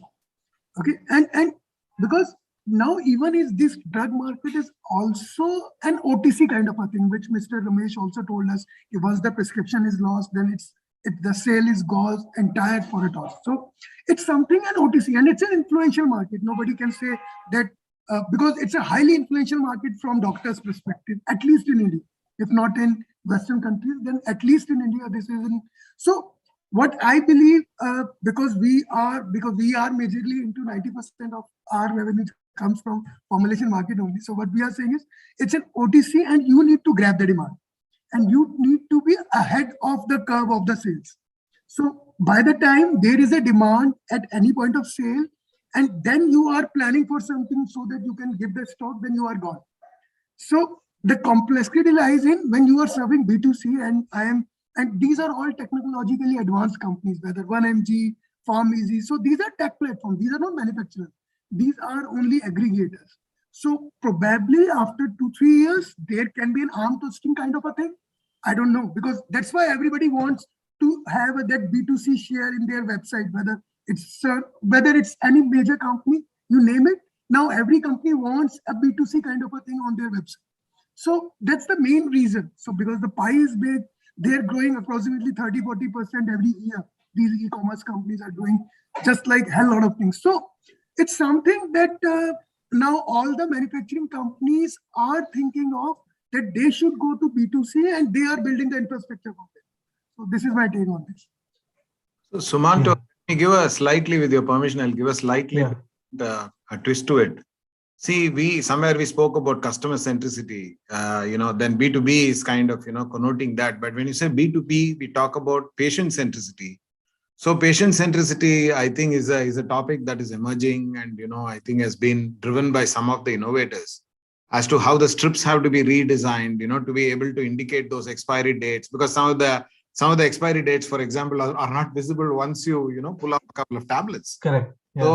So, and then you make all your design, the entire supply chain is oriented towards the patient. It's kind of centered around the patient to ensure that the patient is, taken care of. He's not left to the what do you say? Left to nothing, or something like that. Patient is left with no information to upset or whatever. Judge, yeah. Yes. So the patient centricity, I think, is very important. I think the transformation from B2B to B2C to B2P, I think, is something that's very important for the pharma industry to do and stay relevant. That's what I thought. And there are many aspects to it. There are at least 5 or 6 aspects to it.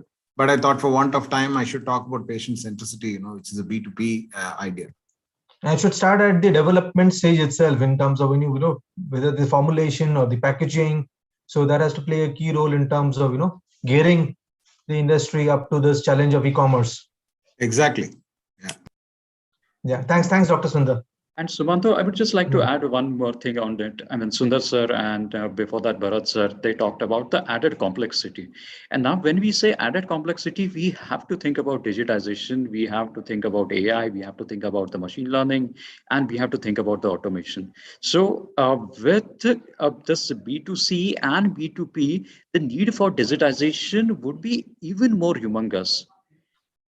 I mean, I'm really thinking about a scenario where a B2P would be fully functional and what kind of data storage we will require and what kind of big data machine learning algorithms that we will require. So that need will just skyrocket in time to come. So that's a challenge for IT industry like us. Yeah, definitely. I think we're looking forward to capitalizing on the technology and see how it can help us, to ensure right flow of information, availability of data to speed up the decision making. I think some of the panelist members, would be, logging off as we have, overseeded the time. So let me just go back to Namrata and Priyanka and just to Yes. check on if there is anything specific that you want us to Yeah, cover. audience are really getting exciting about your insights. We have one more question. That's from Mr. Devendra. He's asking how to align the end-to-end supply chain to meet today's customer expectations.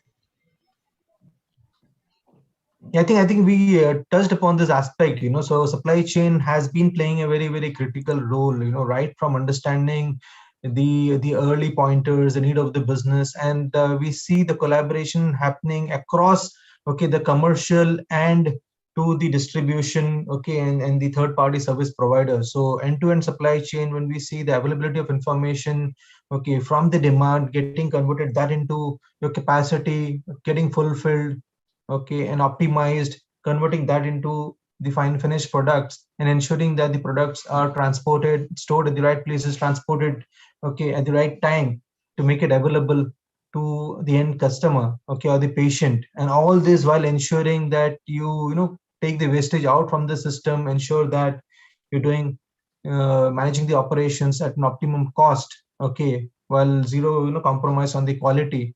I think it's all about end-to-end collaboration, okay, between commercial, between demand supply planning team, the customer service, the supply planning team, the sourcing, the operations guys, the quality control also plays a very, very critical role, and obviously the logistics team, the warehousing team, and the sales guys. So it's all about having those information and connectivity across end-to-end.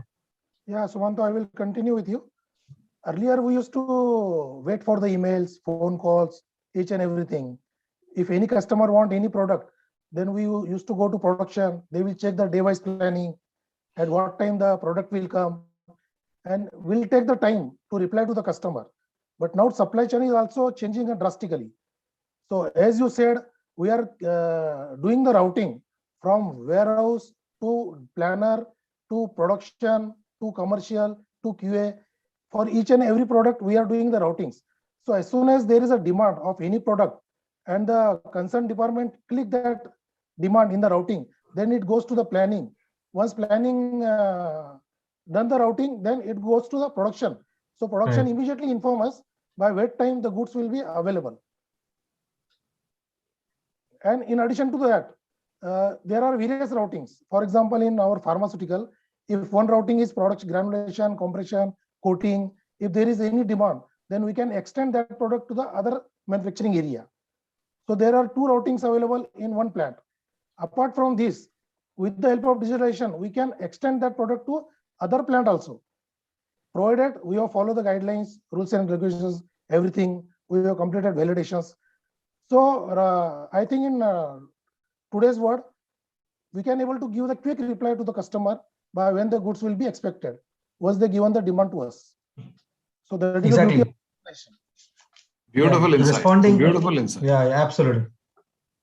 Absolutely. Well said. Yeah, Praful. I think responding quickly, is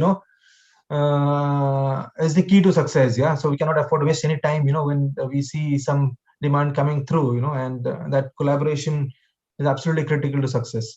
Yeah. I think thanks. I would like to, thank the entire panel for lovely insights, real hardcore facts and pain points and challenges that we discussed. And obviously there are a lot lots happening, okay, in this area. Okay, lots of technological advancement as well as ways of working have been changing. Okay, a lot more collaboration across end to end, and I'm sure the digital, okay, in the digital space as well, with AI, machine learning, RBA, okay, and blockchain, we will get to, okay, move to the next level for sure, to ensure availability of genuine products for our patients at the right time, at the right price, in the right quantity. Thank you once again to Alden team as well for organizing this webinar, and thank you to all the panelists. Thank you to Mr. Bharadwaj as well for sponsoring this. Thank you so much, all the leaders, for sharing your thoughts. Thank So you. before logging off, I request everyone to please smile so that we can take a screenshot there.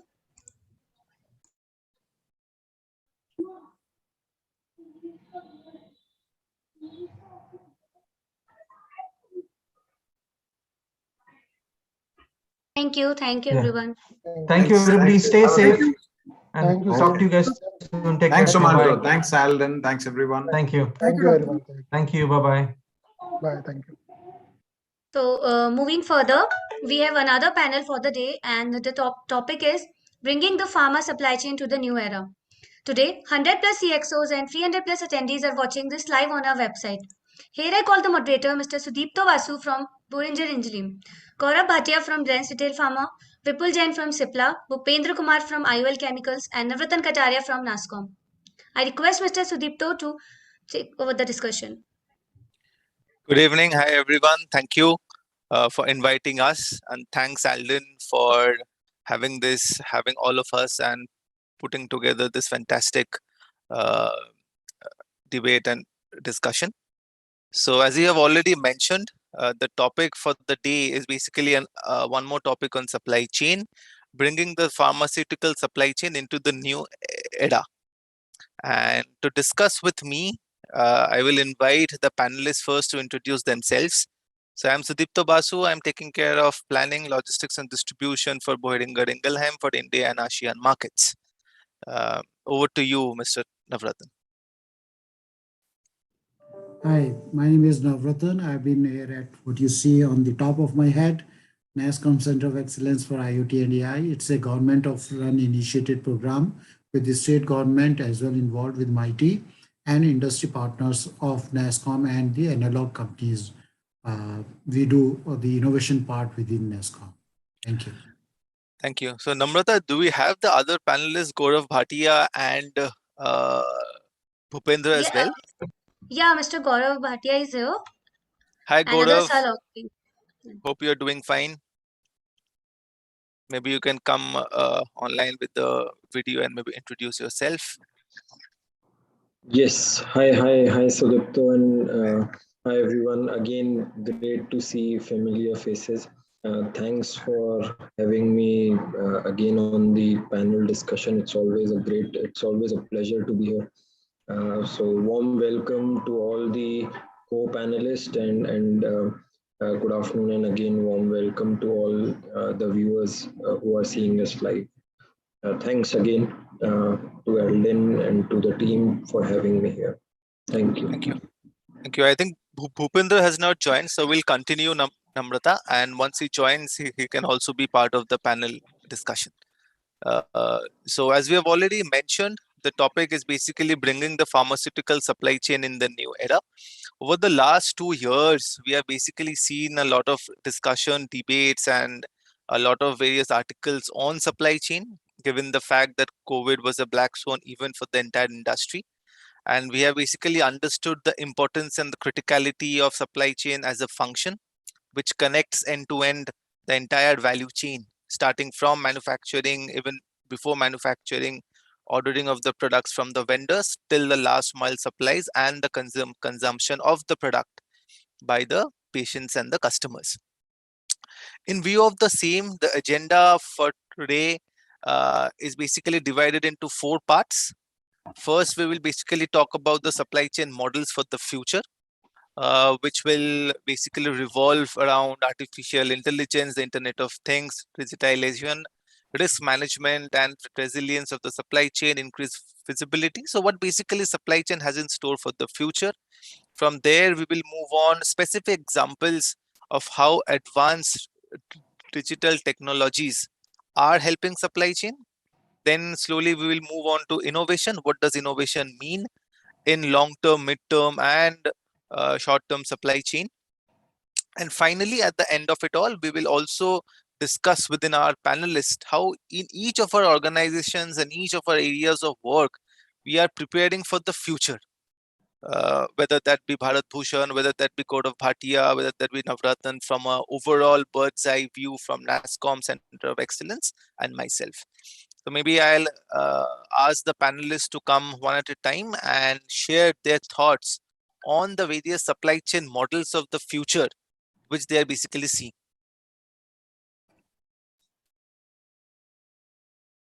So maybe Gaurav can go, followed by Bharat and Navratna. Yeah, any one of you. Sure.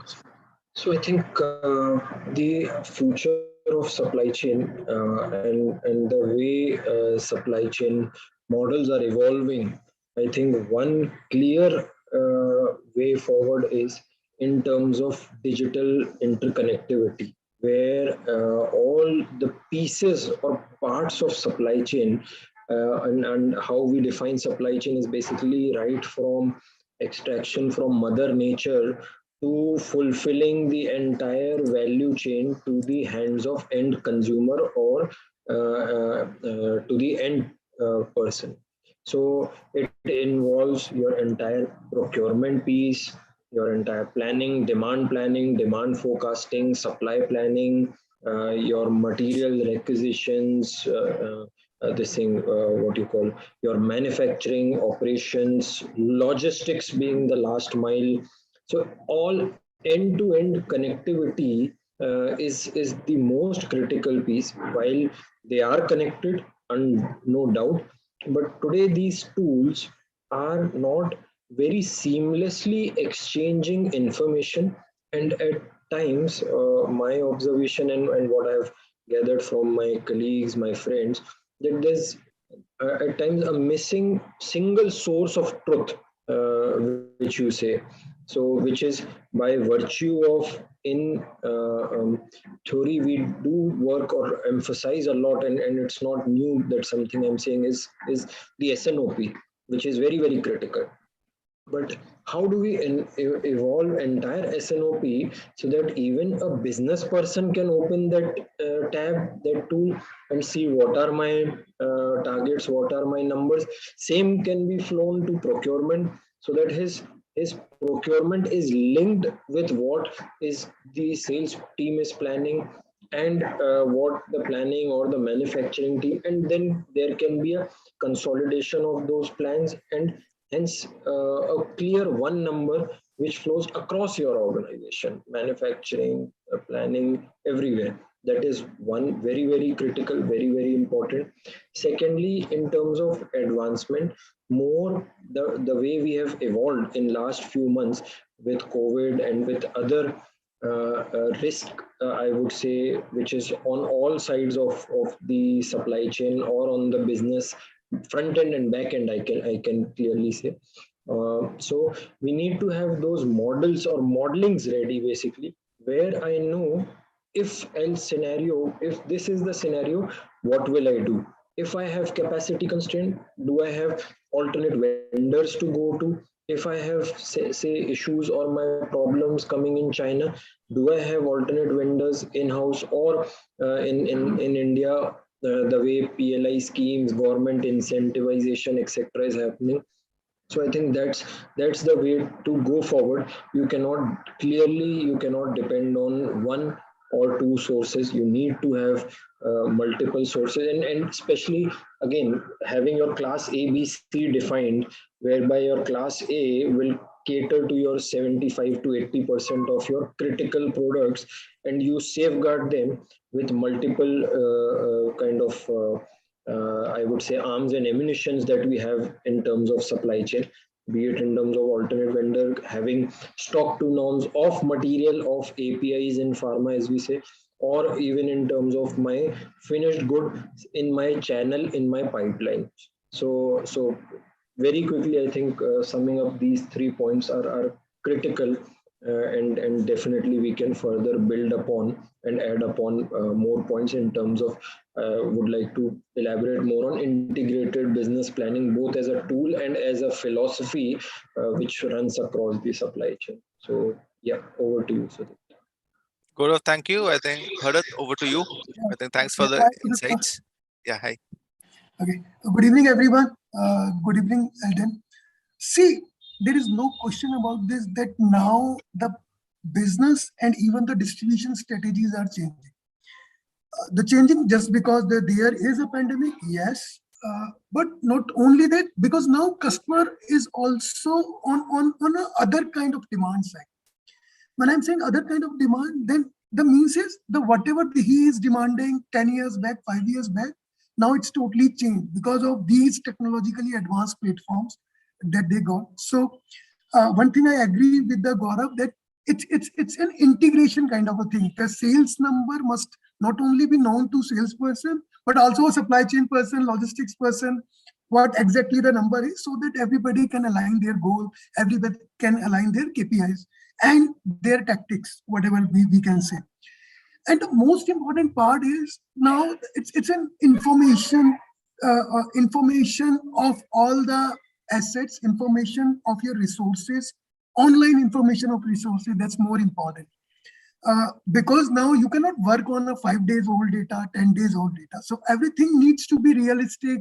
Everything needs to be, what I want to say, we need to discuss about the stocks which are only 10 minutes old. So we have all our integrated ERPs for this. We have all the dashboards that we are designing so that we can have this online view. So why we are saying online views? Because the market dynamics changing very quickly. Just a small example, on 1st of this January, DCGI, every company got a DCGI approval of molnupiravir, that Molu drugs, okay? And you cannot even imagine on second, it's been on the shelves of all the chemists. So within 24 hours, the dynamic changes. And the question is just like that, whoever drug is in the market will be the winner. So it means that means companies are ready that they can get this information from DCGI and approval. So everything is so quick. So there are control tower mechanism. Those companies who have these mechanism actually are the winners in this game. Because now the time is gone that just it's a unidirectional flow of movement, unidirectional flow of information. No, now everybody wants to create a web. Okay, so just like a spider, whenever there is any vibration in any part of this web, so he comes to know very quickly. So it's not something from point 1, point 2, point 3, and then point 3, point 2, point 5. No, directly from point 1 to point 3. So that's why we are saying that control tower mechanism. And when I'm saying control tower, so I'm definitely saying about the abnormalities, about the rush order kind of a things. Because see, 80-85% of the things in any organization is done by it's a big circle, so everybody can do and anybody can play their role. It's actually the last 15% how you can achieve in those organizations, and those organizations will be the market leaders who are investing in these achieving this 15%.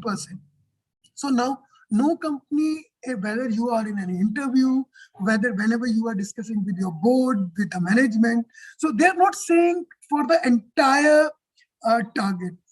What they are saying, they are only saying on the last 15%, how we will achieve the last 15%. That's it. 85% will be taken care because, and when I'm saying so, and the cake is big actually. We are growing, this industry, pharma industry is growing since last 5 years and another 7-8 years with a CAGR of 18-20%. And when I'm saying by 2030, we will have approximately 140 billion, 130 billion of a cake. So there is enough meat. The players who have the vision, when I'm saying vision, that means technologically advanced. When I'm saying technologically advanced, I am saying grab the information from the market quickly, and then they are agile enough. Their supply chain should be agile enough so that they can react to the problem within no time. It's just like this. So why I'm saying this? Why I'm saying this? See, now this is the need of the hour. Now customer is educated. And these A-class cities are saturated. So where is the growth and where is actually all these tech company wants their share? It's all B-class and C-class cities in this country. And I'm specifically saying for the domestic distribution, see, internationally, it's more or less aligned kind of a things. If there is issue with China, there is an issue with China. You cannot do something about that. Yes, you can have an alternate vendor sourcing, you can have alternate manufacturing, alternate country sourcing, you can have. But when it comes to a distribution to a country, it's the only land, okay? And India is the land of 30 different states, 30 different laws in comes to healthcare industry, okay? And just like in West Bengal, we have the curfew for Saturday, Sunday. In Maharashtra, we don't have. In Kerala, there is an impose on Sunday or after 5 p.m. So these are the things that the distribution need to manage. And finally, the right product at the right time must be there at the shelf. And again, I am saying in last forum when I am discussing that, see, formulation market is just like an OTC now. So if you lost the prescription of one doctor, you are lost completely. So you cannot have another chance, because once the patient is saying, sir, aapki dawai to milti nahi hai, doctor will never write those medicines to them. And it's really hard to crack a doctor. And sorry to say, but yes, because Indian market is highly influential with doctors. So I cannot help this, but this is the fact. It's not like US where you only need to write a generic. So these are the things, and as will be discussing more about these distribution strategies of a company, we will again discuss about how companies are changing their thought process and how companies are investing in this technologically advancement. So over to you, Sumant. Yeah. Thank you, Bharat. So over to Mr. Navratan on your inputs, the opening comments on how you are looking at supply chain for the future. Right. So we bring in the innovation slice of the whole angle, and while we do the supply chain, which cuts across all the sectors, we've also worked on the pharma sector specifically, and pharma sectors have a unique requirement. There's some unique requirement specifically where we worked on counterfeit. A lot of losses incurred by the pharma company because of the counterfeiting in the market. Expiry date management.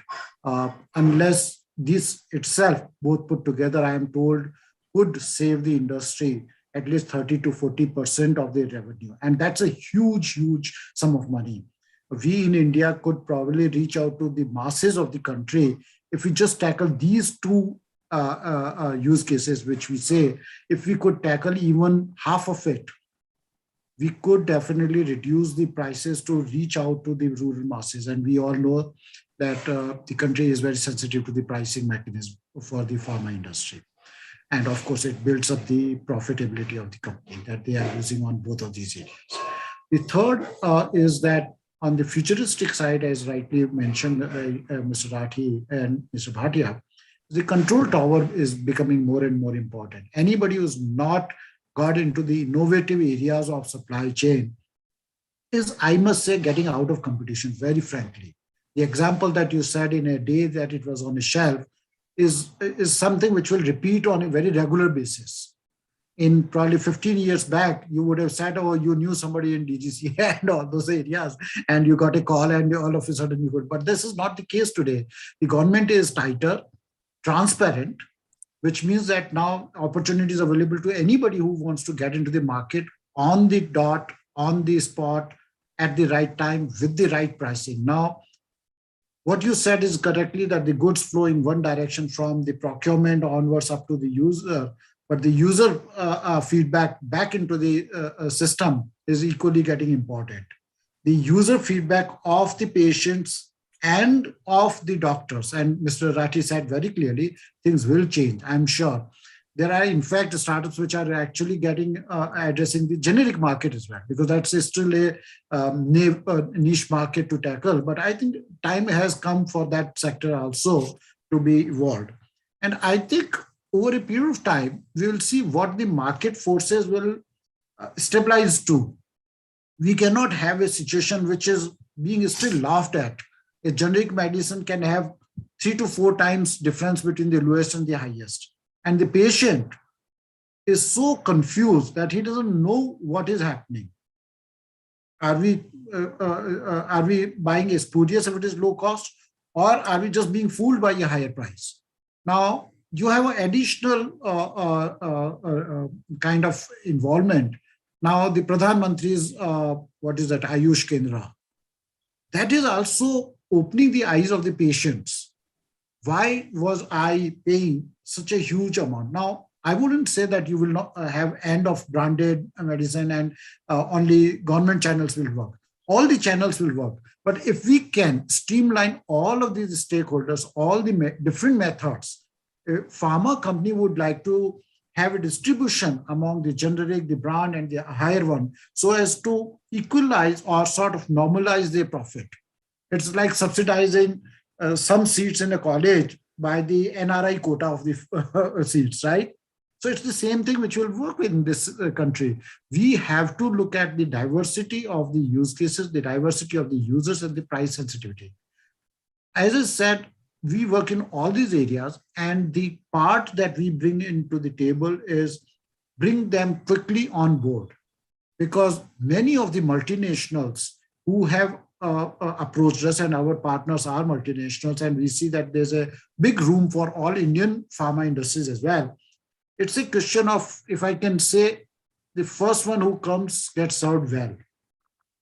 Because if there's a startup who comes to you and deploys something to you, you want to make sure that you are outbeating your competition in this innovative solution that you deploy. So time is of very big essence. If you cannot evolve your innovation requirement quickly, you're, I think, out of the game. And that's why 6 years back, the government said that we are in India known for the IT revolution. Now it is the innovation revolution, which will hopefully not only for Indian, but all across the globe, requirements of innovations will be fed from. And we all know India is the third largest innovator country in the world. With that, I think I'll wait for another question. So thanks everyone. I think it was a very enriching discussion so far. I think we started with the SNOP, the criticality of end-to-end visibility. We spoke about real-time data, the single source of truth. Also, we touched upon the risk management and the criticality of ensuring there are multiple alternate sources, which is basically a business continuity plan. We also spoken about segmentation, how it is critical even for a supply chain and not only for sales and marketing to look into our products and various things in ABC classification and focus on the areas which actually make sense for the organization.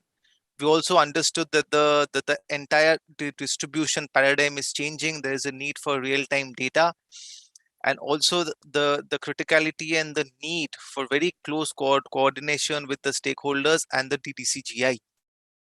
The quick reaction time also brought in by Mr. Rathi is one of the very critical things, because supply chains are evolving towards a more customer-centric, agile, and cost-efficient, even for a pharmaceutical organization. And obviously, we also learned from our Mr. Kataria on the various help and use of the control tower, the use of bird's eye view, the user side feedback. I think that is something we really speak less in pharmaceuticals and more in FMCG, but in pharmaceuticals as well. The criticality of the patient feedback and also the various government schemes, the pricing control, ensuring that everything are stabilized, all those also comes into the play. Thanks. So I think I'll move on to the next segment. I'll club a couple of questions here because those are interlinked. So how advanced digital technologies can help to improve supply chain? And what are the various innovation trends which you are seeing either in planning or distribution or pricing in the entire supply chain? So these are basically the two questions where I would like each one of us to focus on in the next coming few minutes. Can I? Yeah. Okay. See, this is the fact that now the planning that we guys are doing 10 years back, that was totally outdated, and now more and more IBP tools are used so that we can have a view. When I'm saying view, so it doesn't mean that we can have a view of 6 months and after 6 months what need to be done and not. But what I'm saying is, because these planning tools actually makes life easy of a person. For example, if a work can be done in 15 days of planning and all, that is squeezed in a day or two. Okay. So these 14 days and all, so that means they increases their frequency of analyzing the things. Okay. And every week, I'm saying whatever you can say. Previously, we were doing in every 60 days, 30 days. Now every company wants to do that thing in 5 days, 6 days. Why I'm saying so? Because it's bound to happen. Market is changing. It's not something that market is fixed for another 45 days, 60 days. Every company wants to have an eye what exactly market wants. When I'm saying so, that means market cannot wait for your product, for your company to establish a network in their own sweet time.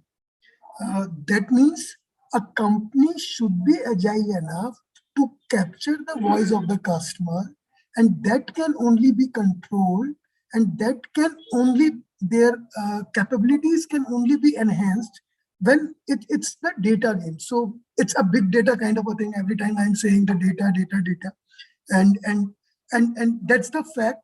Until unless you understand the market in bits and pieces, not in 6 months or 3 months scenario, but what exactly need to be done, another 30 days, another 40 days. So, and you can change. So how quickly you can change your strategy, that's the main thing. See, there are 3 waves of COVID. In first, or rather pre-COVID, it's HCQ that is in demand. Okay, now no one asks for HCQ. What is HCQ? No one knows actually. Then in the first wave, when it comes to India, so there is a salt called ivermectin. So everyone wants to at least 4-5 of a tablet of ivermectin. Then there comes a remdesivir.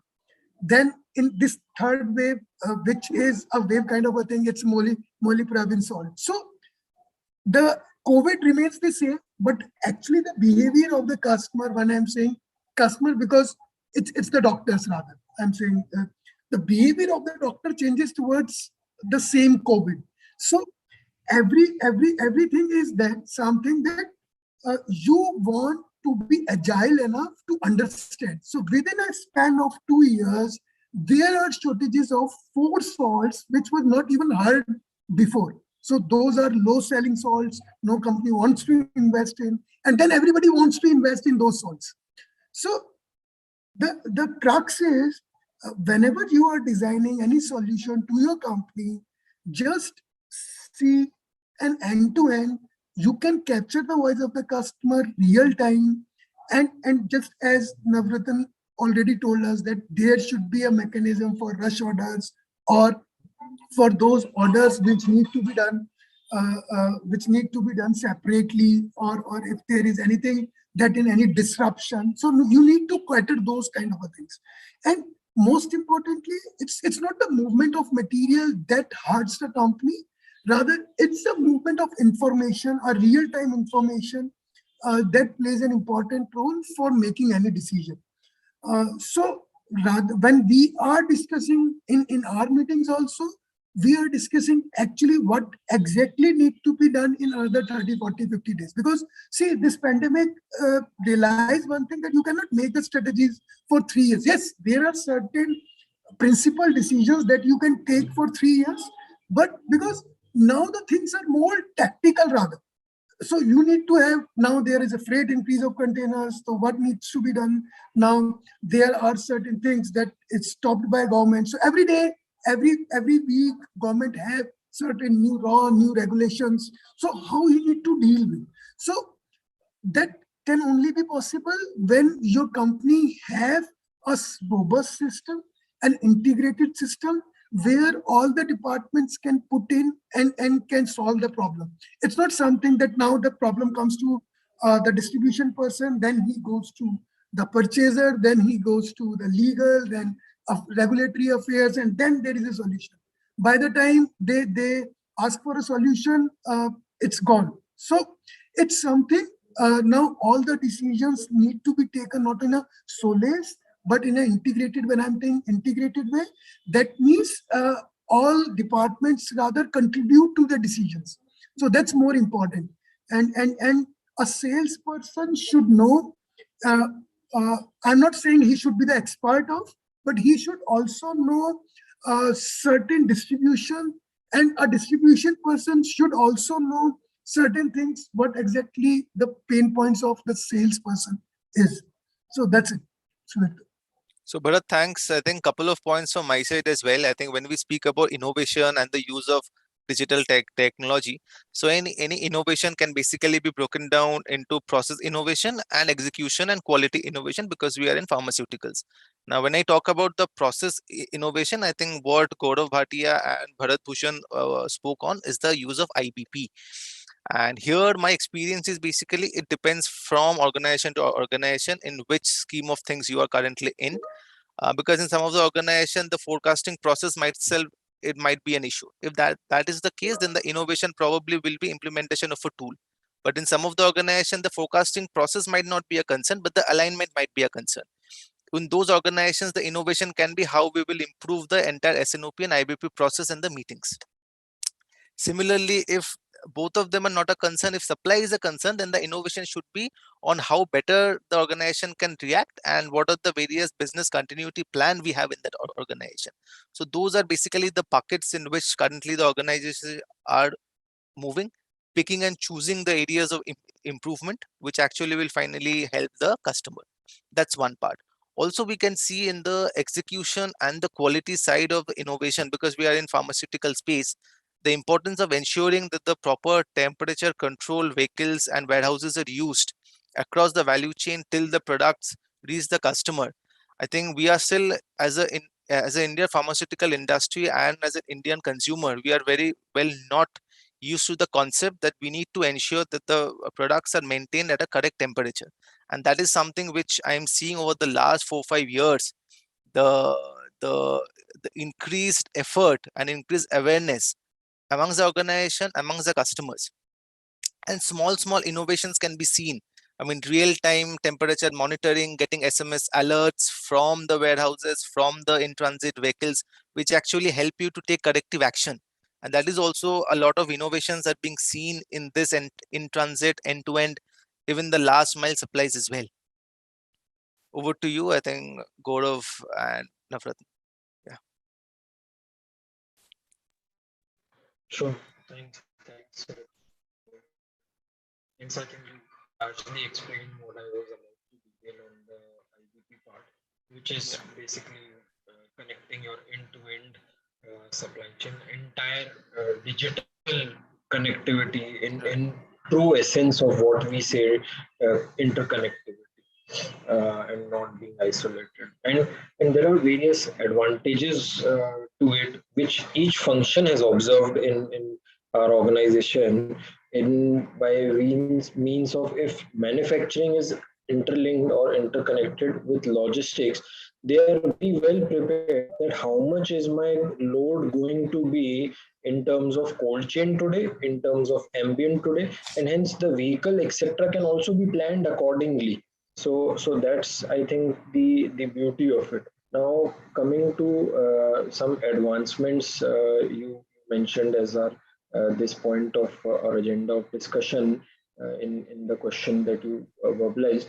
So two things. I think one very beautiful tool or concept is machine learning, whereby our what we as humans may not be able to remember in terms of past history, that the machine remembers, and also it keeps on learning. So it has a machine capability of having a 5 years history in its brain.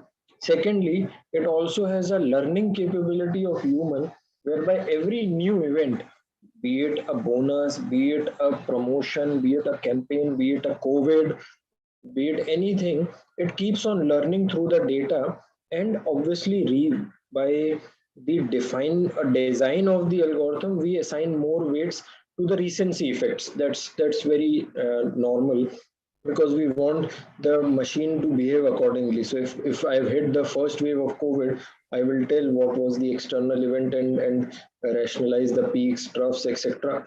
But the recency effect will stay for some time. That is the assumption, and hence it behaves, or the projections get reduced for some of the portfolio of products accordingly.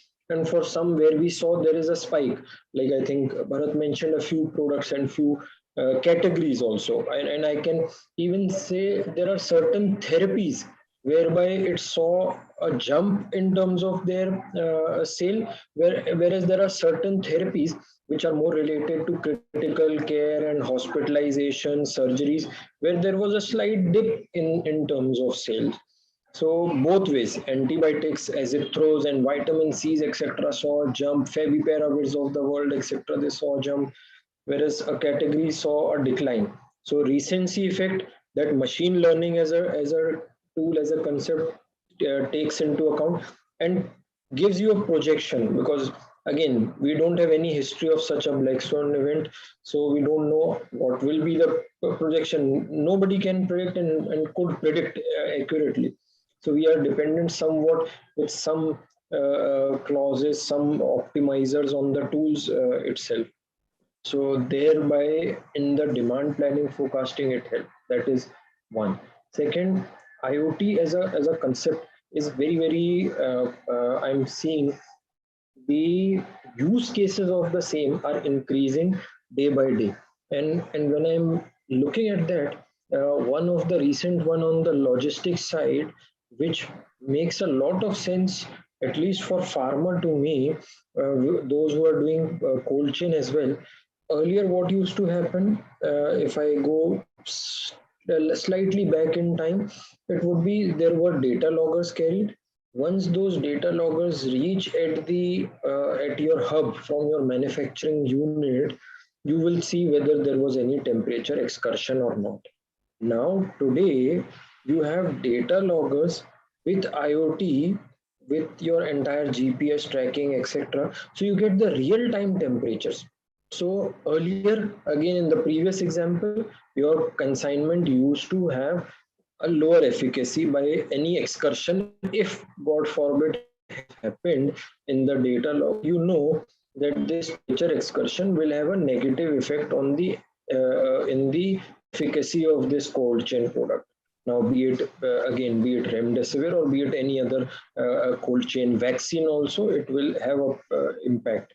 Whereas now in the real time monitoring, I have set thresholds, positive threshold, negative threshold, and I know if it is going to this threshold, there has to be an alarm, or there has to be some kind of alert mechanism in the system, so that I can alert the logistics member or the driver.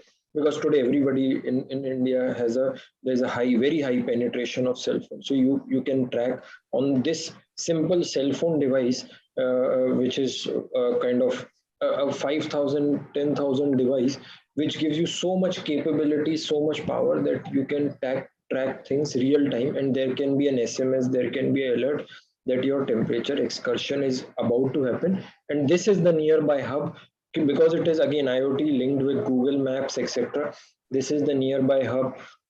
Now you have so many cold chain warehouses each day by day, with the prevalence of cold chain products, vaccines, and even your some of the exotic vegetables. So you don't have a high dearth of if I go a decade back itself, you had a dearth of cold chain warehouses. Today you have ample players, and we have seen in any conference that I go, there are specialized players on cold chain warehousing or cold chain logistics. So there's no dearth of talent, or there is no dearth of resources on that side.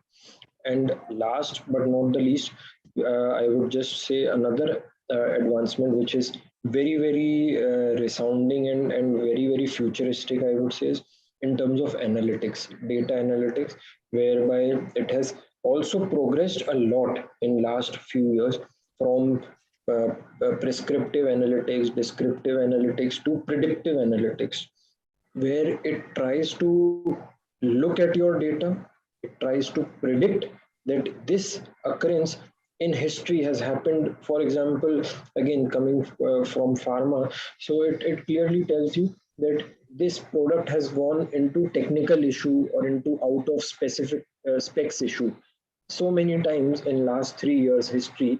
So you better keep a buffer, or you increase your stock to norms. So it predicts that this is the occurrence basis historical occurrence.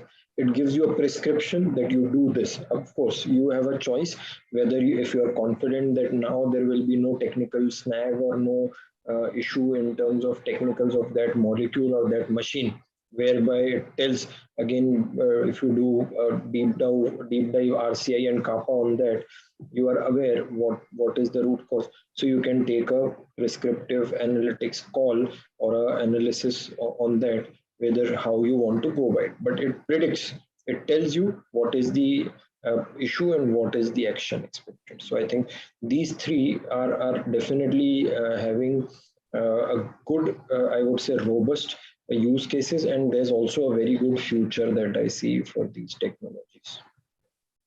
Gaurav, thanks for your insights. Mr. Kataria, over to you on your take on the innovations and the use of. I'm so happy. A few years back, I wouldn't have seen Gaurav and Bharat and Sudipto talking about so much of technology in such a sort of focused area of pharma and SCM. I'm so happy. We have really moved. The good thing is that now the users, the industries, the companies, they know exactly what they want. They also know what may be the potential areas of solution, right? What we're trying to do is we have a very big program called co-creation, in which what we say is your engineering division, your R&D groups, your process of thinking, what is the use case, plus any innovator that comes into this, if I can marry them together, you can do it quickly, you can highly customize it to what you want, and you can do it much lower cost than probably your internal R&D would have done. You know, this is a fact of life. So I'm generally called a priest. I get corporates married to the startups. Pandit ka kaam hai. Now, a few of the other things which have not been talked, and I would, that's the problem when you talk at the last, is that my friends have already spoken a lot of use cases and the technologies. Now, what do I say now? So I was just going through that. There are a few cases which are like, for example, today, if you look at supply chain, it starts from even the laboratory technician and the smart workforce fellows who are wearing PPEs. For example, the word PPEs came thankfully to the masses because of the COVID. But today we have realized that their health is equally important. If we can monitor right from there, I'm talking starting from social part of the supply chain here. Can we install very simple vital monitoring things within the PPEs or within the atmosphere that they live in? That's the starting point. As rightly mentioned by Mr. Bhatia, I would like to continue that story about whether you can go to the next hub where your temperatures are going high. We can probably actually use the AI and the MLs and the aggregation of the models to tell the driver that this is the warehouse which is actually available for 3 cubic meter of space right now. At 9:30 p.m. in the night, are there laborers who will help you to take the boxes out and install or put it into their thing? What is the price for that? All these things, you might have a system, and we are all aware of that. Opportunity has a big price premium on it. So if somebody knows that your 5 lakh worth of vaccines are going down, he will say, I'll charge 20,000 rupees per night for a 3 cubic meter space. That's a fact of life. But if I had all these things in place, I would say, why don't you drive another 20 kilometers away in that near town? You have another guy who has been storing, as you rightly said, exotic fruits, but he has a sanitized space for medicines as well. And that I can monitor from the camera that is associated to me before he actually brings me in. I can cross-check whether this place is good enough for my vaccine storage or not. This brings in, the stories really go deeper and more interesting. Somebody someday will make some good, films around it, and that will be more like, seeing a movie theater film. Smart transportation is becoming so important. That's why that there's endless use cases coming out of it. And there's no limit to how much. What we're talking about is, where is the low-hanging fruits? Where are the highest ROIs for the companies? And as I said, I think 18% CAGR, we are in a relatively healthy revenue and profit making scenario right now. Stock is going up and everything is positive. This exactly is the time to invest into innovation. And we're talking of innovations in other areas like inventory and network optimization. This is traditionally been used over years and years. I mean, if you look at any SCM expert, he knows exactly what we're talking about. But can we use what my friends have said, the AI, the ML, the predictives, the IoTs, all these are adding to the kitty of solutions.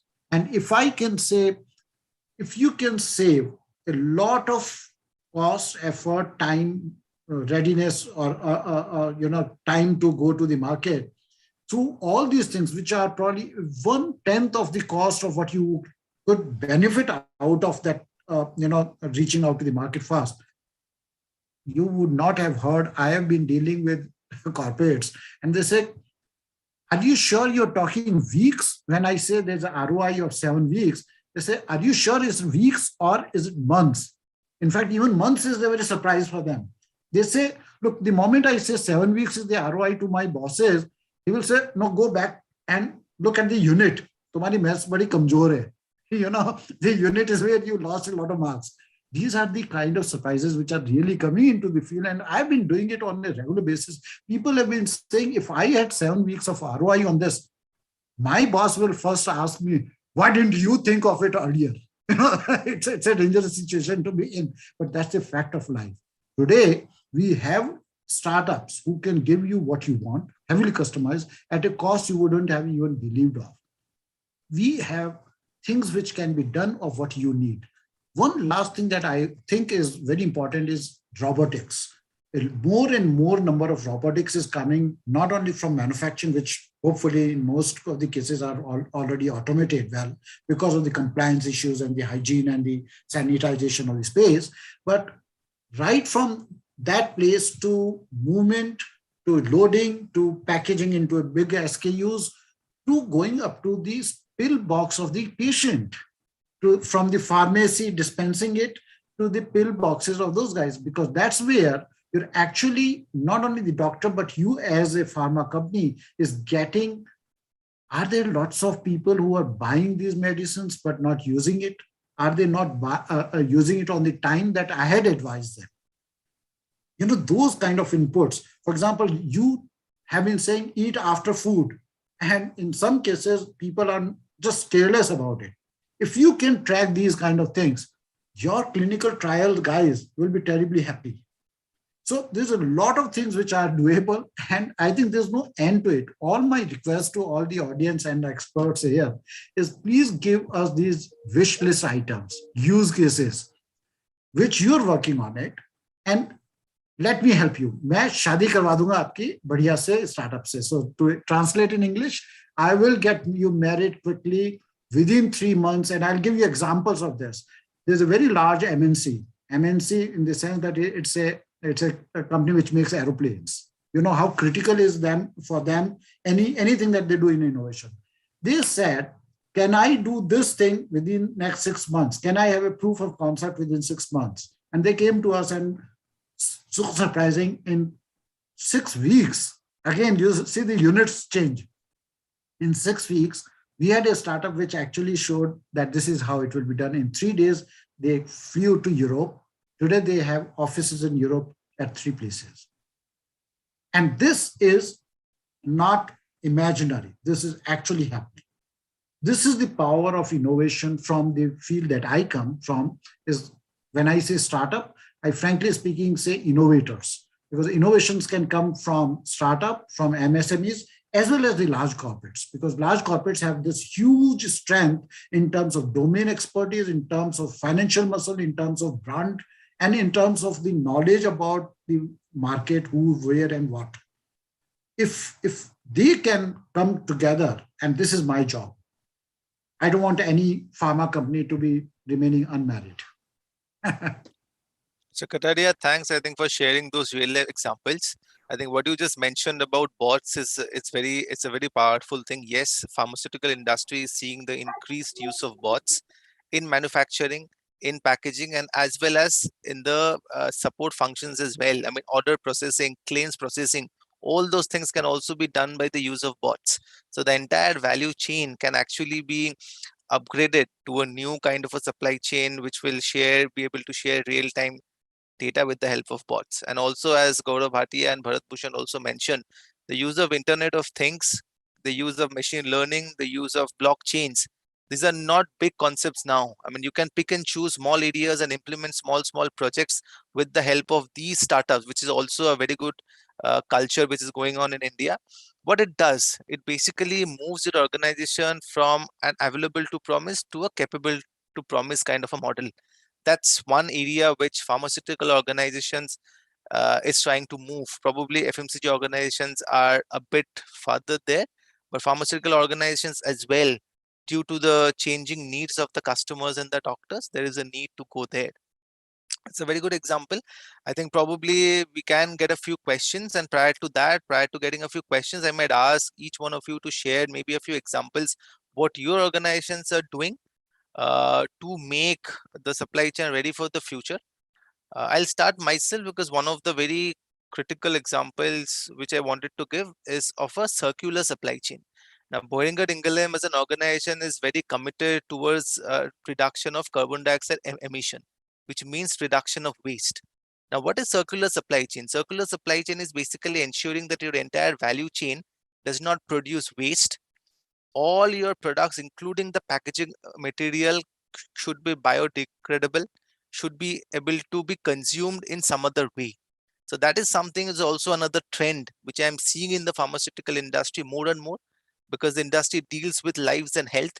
So I think circular supply chain is something which should be pioneered by the pharmaceutical organizations, and my organization is one of the organizations which really is doing a lot in lowering the carbon emissions, carbon footprint, uh, uh, reducing waste, whether it is in terms of water or any other biodegradable waste. So I invite Bharat Bhushan, Gaurav Bhatia, and Mr. Kataria to share some light on how their organizations are basically making the supply chain ready for the future, and then we can take a few questions from the audience as well. See, I may not be able to disclose certain traits on this forum, and I don't think that anybody should. But yes, as a principle, you rightly said that, because now our country have also the policy of zero carbon emission by 2075. Right. So at least we have a vision now that after 50 years we will be having a zero carbon emission footprints. So that's good.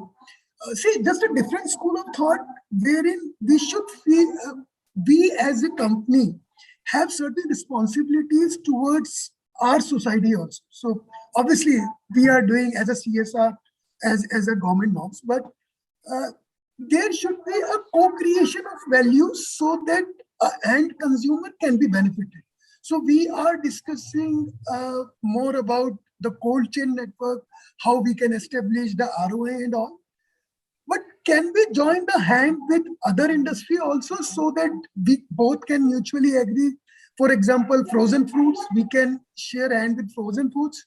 We can share hands with ice cream companies, so that we can leverage their things, their infrastructure, or they can leverage our infrastructure. Obviously, there are certain rules and regulations that need to be followed because we comes under regulated market. But probably we need to find certain solution which also benefit our customers. Okay, we need to find a solution which is economically viable. Otherwise, business will go on toss. So we can have a Taj Mahal also, provided we can have an infinite resources. But every company have the finite resources. So we think about that. Obviously, this is on a very nascent stage we guys are doing. And I think as a logistics and a distribution person, Gaurav must agree with me that we are always think of कि वहां से reverse load क्या है, so that we can have certain thing कि थोड़ा we can have a benefit on cost, we can have benefit on distribution.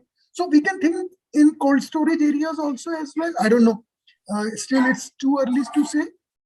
But yes, and standardization of companies. Yes, even Gaurav's company and my companies are competitors. Yes, but can we create value for each other? You are into B2C domain, I am into B2B domain. So we can use infrastructure just like telecom companies are doing. They work, they are sharing the towers and all. And now it's the norms from the government. So it's because the asset which is not utilized is a waste of resource actually. So I am thinking of those things, and I want to have certain discussion around thing. I think I am saying Alden so that they can have certain forum where we can discuss on a co-creation of values and all in future.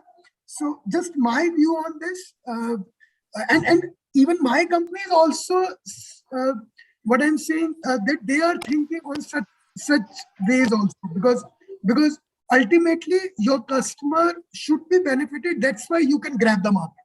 So my day. Thank you so much. Thank you. So any other comments from the other panelists? Otherwise, we can take a few questions, maybe. Namrata, are there a few questions for us? Yes, we have some questions. Yeah. So the question is from Mr. Sunny. He's asking how to use the power of predictive analytics for pharma supply chain. The question is for whom? From Mr. Sunny. But He's we don't have asking. any Sunny here. No, we have from Sunny. From Sunny. Oh, okay, I'm sorry. Yeah. Okay. I can quickly Yeah. take. So as I was mentioning in my earlier example, Sunny.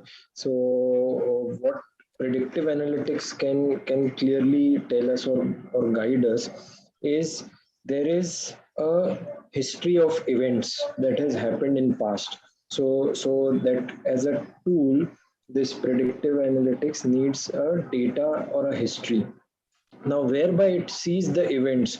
For example, my organization had implemented predictive analytics where it was fed how many technical issues of our products have happened, or how many breakdowns or machine breakdowns or line breakdowns for that specific products or SKUs have happened. And it sees the history that by those virtue of those events, are there any stockouts, are there any sales loss in the market, in your DTM market, because you are supposed to maintain some channel inventory. But if there is any negative event, have you had any stock out or any issue because of that? Now, just to take an example, a more real life example to explain this point, there is a product called Elfusin D in our urology side. So it is a combination, it's a bilayered tablet of elfuzosin and dutasteride for urology. Now, when this was punched together, there were certain issues on the weight, and it did not follow the weight by volume spec. So, by virtue of that, the batch got failed for 2 or 3 times historically, and hence the predictive analytics studied that since this is a event that is recurring, why don't you increase your safety norms? So when we had normal batches production, we still continue to produce so that our safety norms can be rather increased, so that in case there is again a negative event, our safety stocks in the market, our market or our business doesn't have to suffer or gets depleted. So in principle, by design of the algorithm, what it does, it gives weightages of weightages to various parameters. One of them was for us high weightage on stockouts, high weightage on sales loss, high weightages on quality issues, technical issues, machine breakdowns, etc. By giving these weightages, if there is a repeat instance on these, it will predict for future. It will give you a meaningful prediction. Could be increase of safety norms, could be having plus two vendors. For example, if there is any material failure by virtue of this thing, a technical issue not passing through the PSD limits, etc. So it predicts that you should have safety norms higher, plus you should have a backup vendor, alternate vendor, because it's a classic product. So Yes. that's how Yeah. it gives you prescriptions also, that you should do this or you should do this. Thanks, So, yeah. Gaurav. I think Sunny, you might have already got your answer. I think we have spoken about this during our presentations as well. So, Namrata, are there any other questions for us? Ye- yes, we have another question. It's from Pallavi Nagvekar. She's asking, what are some of the challenges for the pharma industry when it comes to digitalization? And when are they planning to come out of their manual processes? I think so. We have already spoken about this to some extent. I think, as we had mentioned, I think the pharmaceutical industry going forward is basically looking into a lot of innovations, robotics, use of bots, use of Internet of Things. The challenges basically lies with the fact that initially it was thought that all these are big words and big jargons, but those are not. You can pick and choose a limited area of scope where you feel there is a defined problem, and that can be addressed. So the limitation is basically to understand as a supply chain community that these innovations and digitizations can be implemented in a smaller scope of things, and from there on it can be added on and built up on. And also from a, as Gaurav also mentioned and Rathi also mentioned, that the funding can be a constraint at some point in time, and that's where the supply chain community comes into the picture, where the return of investment, and not only the return of investment, the efficacy and the patient safety point of view also needs to be highlighted to the management and the stakeholders, whereby it should not be seen as a cost, but as a investment for better patient safety, because that's where the industry we are in. Any other comments? One quick comment is, ask your CFO, CEOs to be impressed enough to create a budget for innovation every year. Part of your R&D budget or part of your SCM or whatever it is, it's very important. Just to add on, Sudipta, see, obviously those budgets and these things must be there, otherwise there's no point. But a different thought, so there should be a change management also. So most of the time, people don't want to come out of their excels. Okay. So most IBP projects fails because of organizational behavior, or organization didn't react to the software, to that thing. So change management plays an important role while you are upgrading these things and all. So just to give the flavor of this.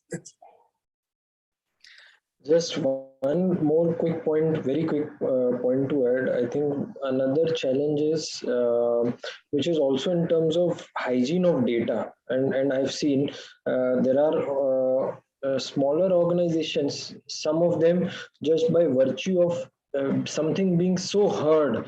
Now I hear blockchain, so much blockchain, that by virtue of that, I feel if I'm not doing it, am I missing out? So it's also, the new term is FOMO, fear of missing out. So do you really need it, first of all? And most importantly, do you have the data to support it? Now I was hearing one of my friends saying, I want to reach 80% of accuracy at the node level. But I said, you have been always maintaining your accuracy at pan-India level. You don't even have the data, 5 years, 2 years history you don't have at the node level. How will you improve your accuracy by using predictive analytics? What will you feed in that predictive analytics if you don't know whether this DC of yours, say Himachal, Baddi DC or Aurangabad DC or XYZ DC, Bhiwandi DC, you want to take the accuracy 10% more, 5% more, but you don't have that history at the node level or SQ level. You have a history of pan India, how much you are selling and how much you forecasted.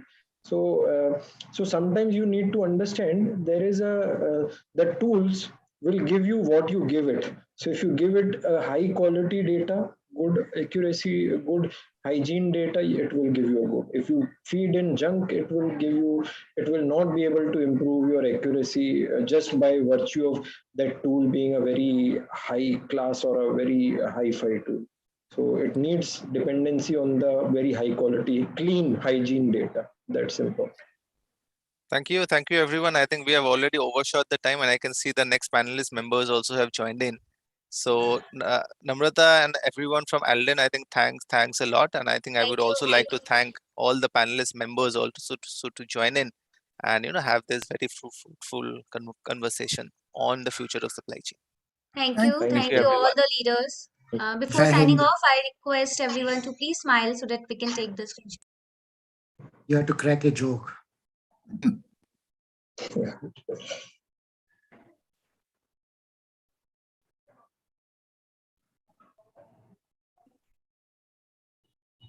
Thank you all the leaders for adding Thank you value to everyone. this. Bye bye. Thank you. Take care.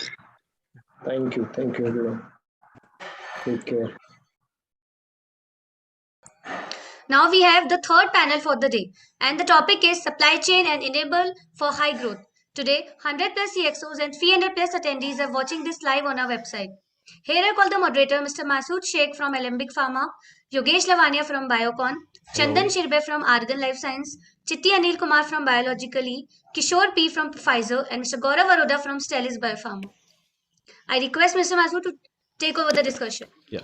Good evening, everyone, and welcome to this forum. I think I am been given a responsibility of moderator, and it's my first experience. So please excuse me if there is any goof up in between. I'll try my best to ensure that this session goes well.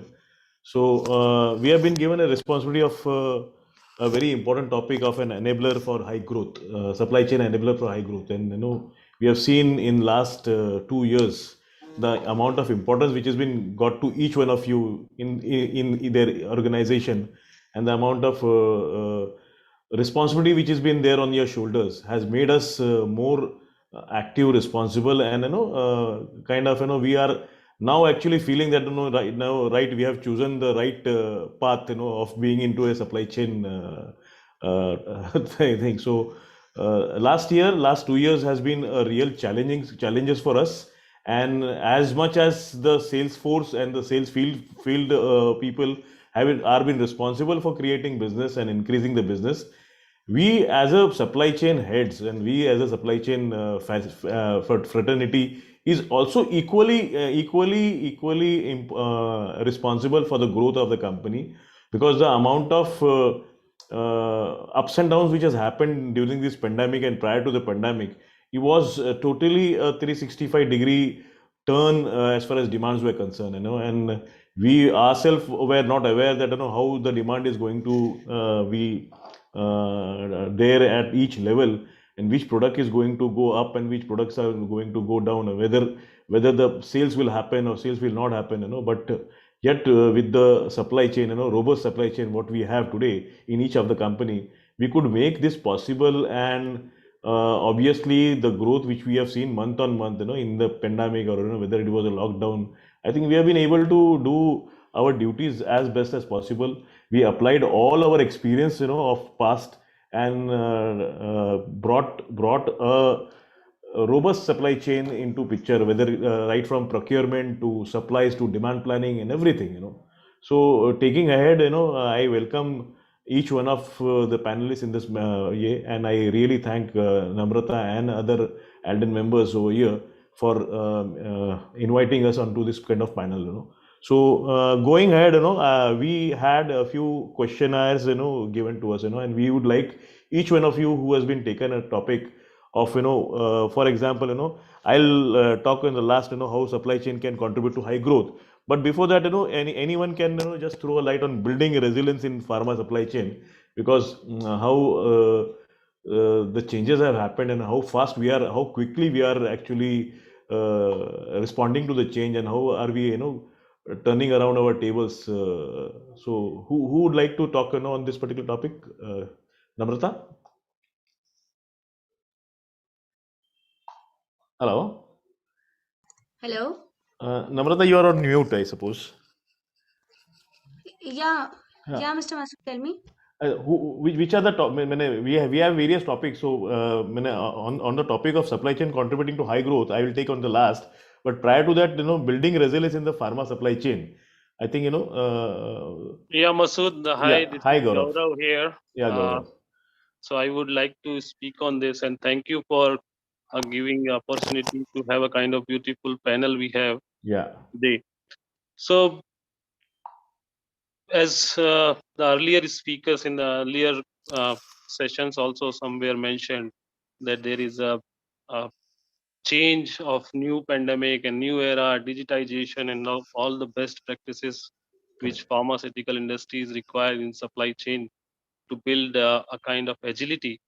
There are a lot of challenges. There were a lot of challenges, and there will be a lot of challenges. So challenges are not going to end up in any fashion manner, and then you have to. That's how change your capabilities and your agility to cope up with them, and then move ahead. Right. Only bringing to the a kind of agility. One topic I would like to build resilience is main importantly to build a kind of make versus buy kind of decisions where the companies right now is struggling in terms of wasting their energies in terms of developments, their resources. So those kind of evaluation are more important to just give as a supply chain lead. We should give the contribution and we should give a kind of importance and inputs to the management to take a make or buy decision. Like I will give you one example which is very relevant to my existing industry, which is Stelis Biopharma, which is a kind of vertically integrated biopharmaceutical CDMO company, and we are globally present in terms of biotherapeutic markets and other products. So we have like 2 KL or up to more than 2000 liter per biopharmaceutical capacity. So anybody who is now working on the companies whether to invest on those particular kind of model, the lead times are high because of COVID and pandemic. Single use aseptic operation plant installation is very high like lead time. So that's how you have to see whether if the customer, if you are a buyer, then you have to see whether you can make your infrastructure or you can buy or somewhere or you can give the contract manufacturing to the company. So that kind of decision one is built up. Second is to coming on the entire supply chain. Yes, we should have a kind of visibility end to end. We should have a customer centric because earlier in the pandemic, before pandemic reason, everybody was talking about the customer centric approach.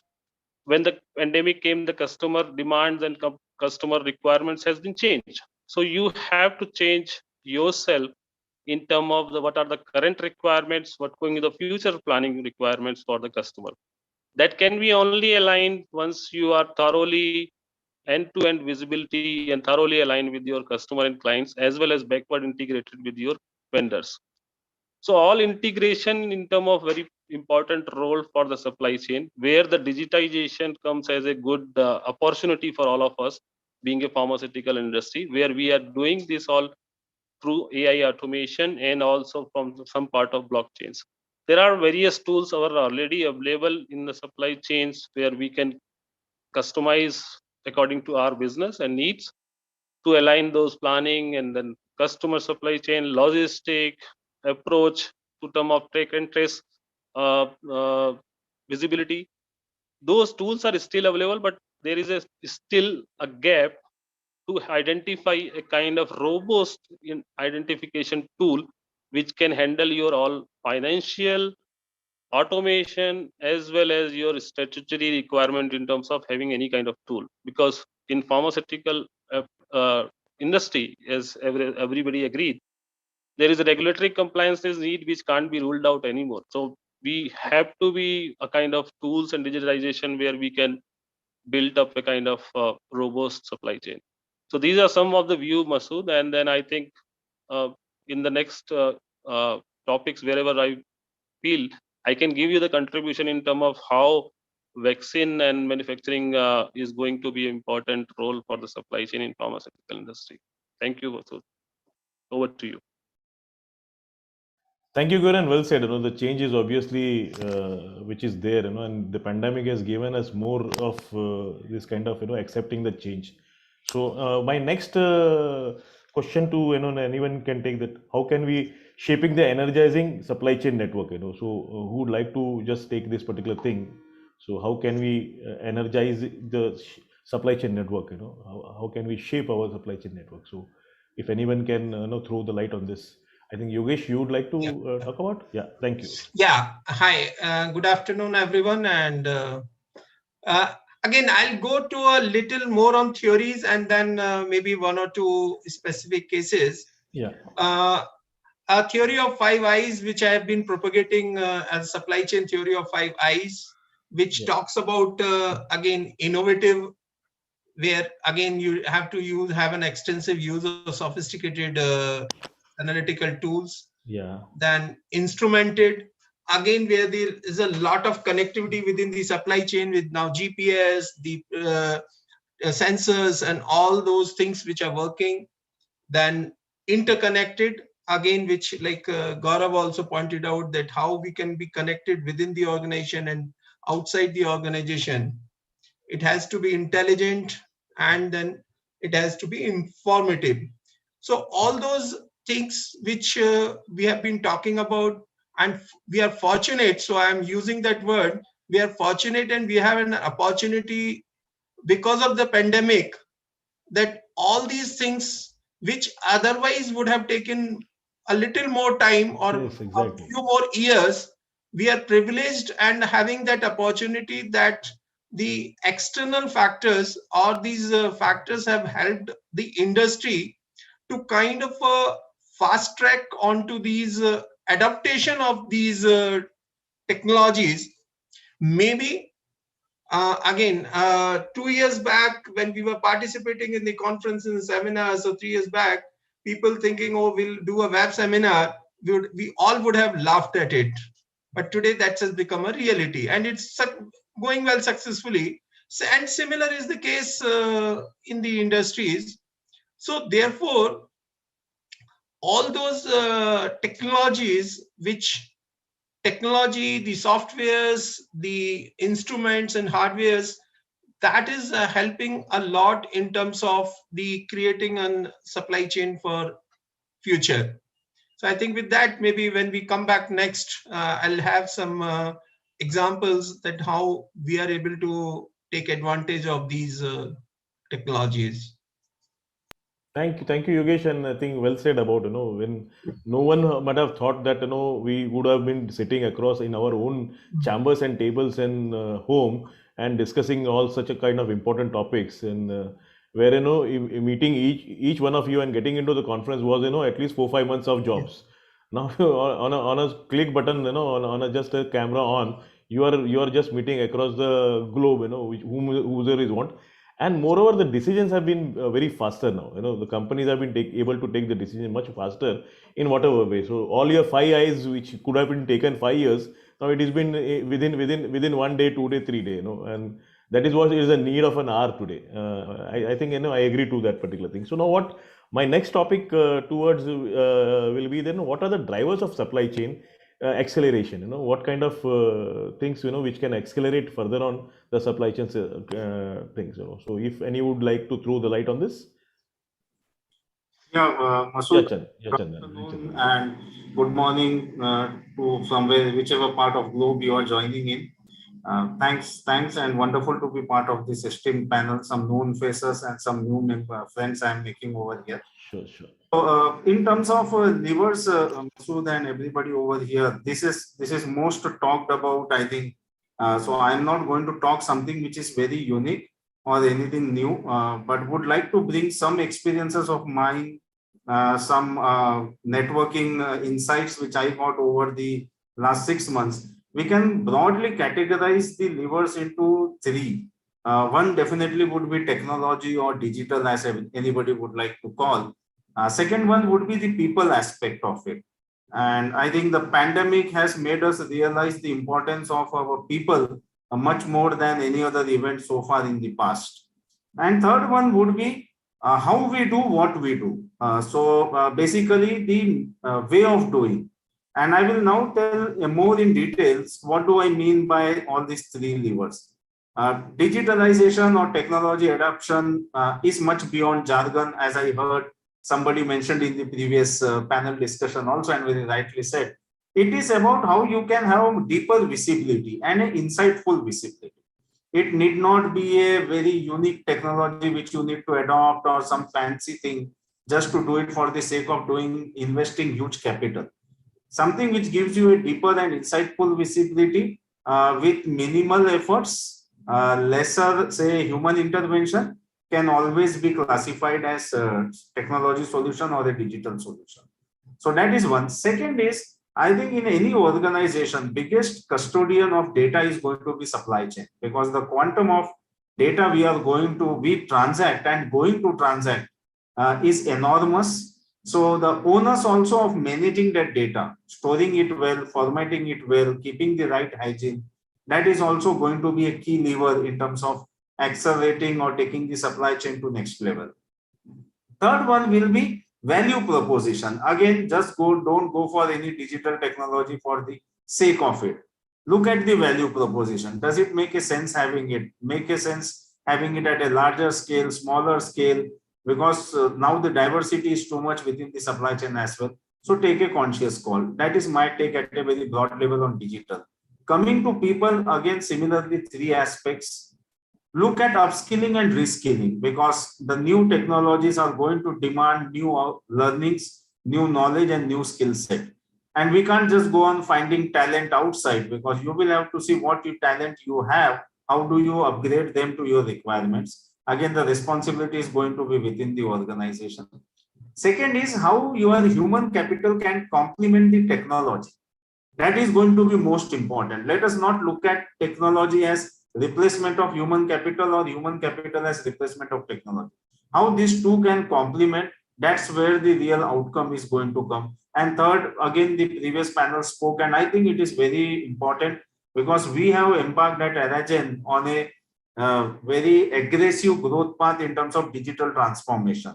And as like any other organization, supply chain also is trying to transform itself, and change management is going to be very key, because from beyond the execution or transactional mindset, how we can look at more standardization, more upgradation is going to be key factor over there. Third aspect or lever which I said was how you do what you do. Basically, I'm talking about responsible way of doing it. The element of ESG in your supply chain. It is, we are already hearing a lot of people talking about climate change, the responsibility, the environment and all. I think in any organization, supply chain is going to be the key driver in their ESG journey. So how are we driving sustainability in our activities, not only within your controlled activities, but also in your extended value chain? How are you making your supply chain or value chain aware about the sustainability aspect? How are you upgrading your vendors or their vendors in terms of to following this? This is going to be a key lever for us. And last is how you are contributing on social and governance aspect, because again, supply chain by virtue of its roles and responsibilities not only has to deal in financials, but also a lot of processes, stakeholders. So how we can have a robust mechanism, how we can have scalability, transparency, integration. I think all these are key factors which will define the growth of any organization, and more so for the supply chain. So this is at a very macro level. I'm giving an insight. So maybe as we discuss further, and if there are more questions, we can dwell deep onto this. Over to you, Masood. Yeah, thank you so much. And rightly said, that once you have a technology, to operate that technology, obviously you'll need people, to that, because technology is going to throw you the data, but reading the data and converting the data into a reality will be a people, And let me tell you, maybe, in past we used to think that technology is going to replace people, but I think using technology, you need more people. So the amount of opportunity, the job opportunity is there in the market, and especially with supply chain, is enormous today. You see everywhere there is a requirement which is coming across, and the HR people are busy in searching people across the globe. So I think that is an opportunity which has been there, and that is going to accelerate the growth of the supply chain, obviously. So my next topic or next will be then what actions are Masood, we? sorry to interrupt you. Maybe before we proceed, because some point Chandan made it, and I would like to just add on to that. Please. So since he mentioned about the data, Chandan also mentioned, and you also mentioned that as a supply chain, we have a lot of data is being handled. So that's something which I keep on saying when at a time when supply chain is being referred to as a support function. Yeah. And we say that, okay, this is a management function. Correct. I have my own definition. I always call it a manufacturing organization. Yeah. So then people sometimes, oh, why supply chain? What you manufacture? We said we manufacture data and information. Right. So somewhere this belief system and the change in approach with the way that when we manufacture a product, there is a complete standardization of a product. There is a quality assurance. There is a quality control of what is being produced. There is a packaging of that. There is a warehousing of those products. Yes. All that gets talked about. Similarly, now supply chain has to move on to its thinking process that whatever data and information that we are creating, which we are manufacturing, I would still use the word manufacturing, and we should have our own internal set of controls, mechanism, and where we have a quality assurance, quality control functionality enabled to ensure that whatever information and data we are creating is to the quality. Similar to that warehousing concept, we should have enough design and provisions and protocols that how we are ensuring that the information and data that we are producing is put onto the right place for a right time retrieval and uses.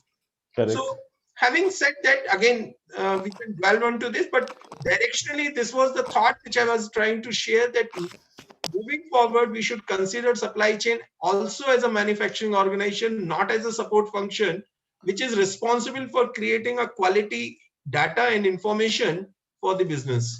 They rightly said, Yogesh, when we count us, we are actually a unit, manufacturing unit only. Whether it is producing the product or manufacturing maybe data. For example, today whenever a management wants any information, they come to the supply chain guys, they come to the distribution guys, and they take information what is happening.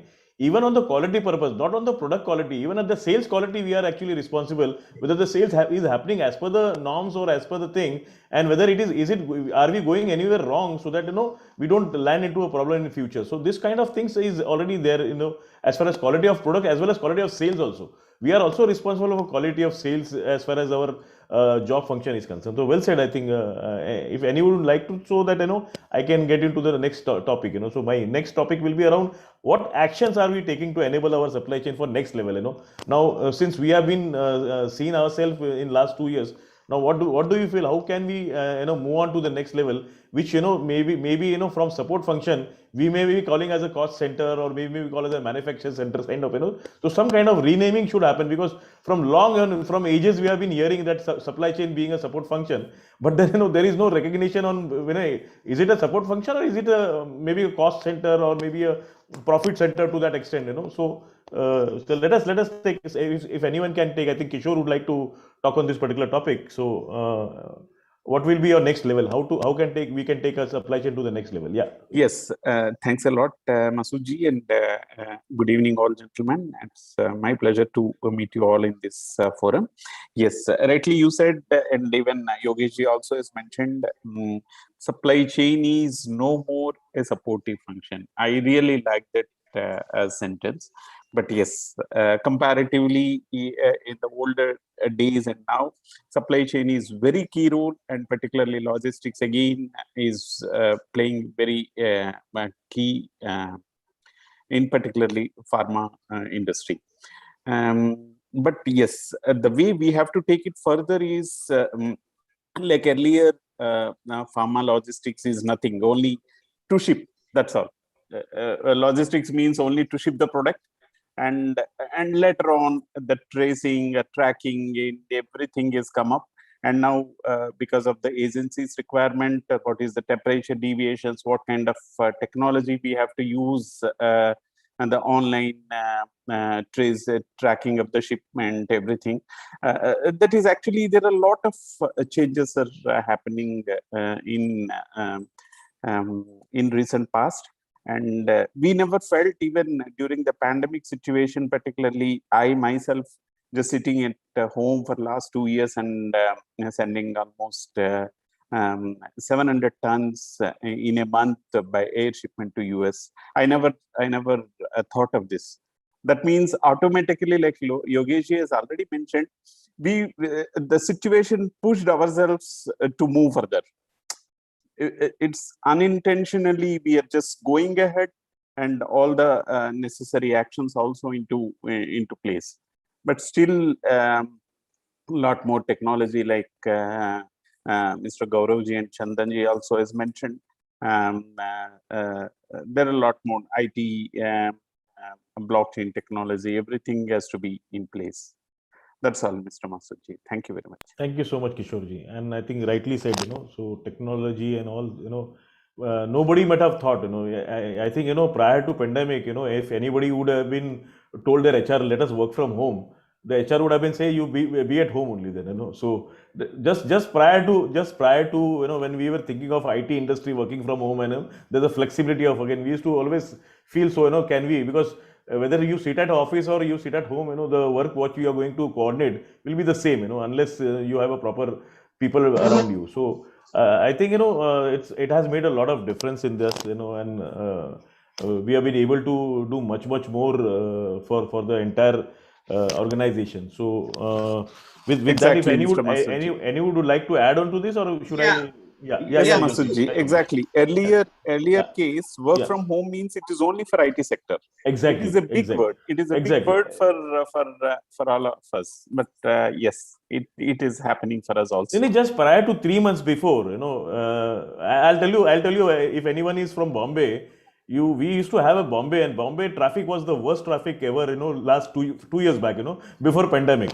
And we used to always think that, there should be an industry who works after 12 o'clock in the night, and there should be an industry who works from home, so that, this kind of problem gets resolved, because everyone rushing at morning 8 o'clock and going back at 7 o'clock, we used to we used to literally travel for more than 2.5 hours, or maybe 1.5 hour at least on the roads.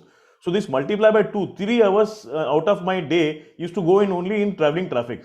But today, when you're sitting at home and you're conducting, you're getting 3 more hours extra to give more time for your qualitative work, So this Exactly, is what Masudji. Exactly. Because even I'm staying in Visakhapatnam in Andhra Pradesh, where I had to travel almost 2 hours in one way, 2 hours, 2 hours, 4 hours to my workplace. That saves a lot from work from home, where I can just do some other things during that period. Thank you. I think Yogesh. Yogesh wanted to say something. Yeah, Yogesh. Yeah, what I was trying to say, that while this work from home and this changing trend, this has much more see in terms of the time, in terms of the movement and all that. The biggest benefit that I see is a trust and reliability factor. Absolutely. All of us as a leaders and the organization used to believe that until unless the person is in a bonded premises and in front of the eyes, he would only then deliver output. But now I'm sure maybe after the few initial months of conflict, agitation, and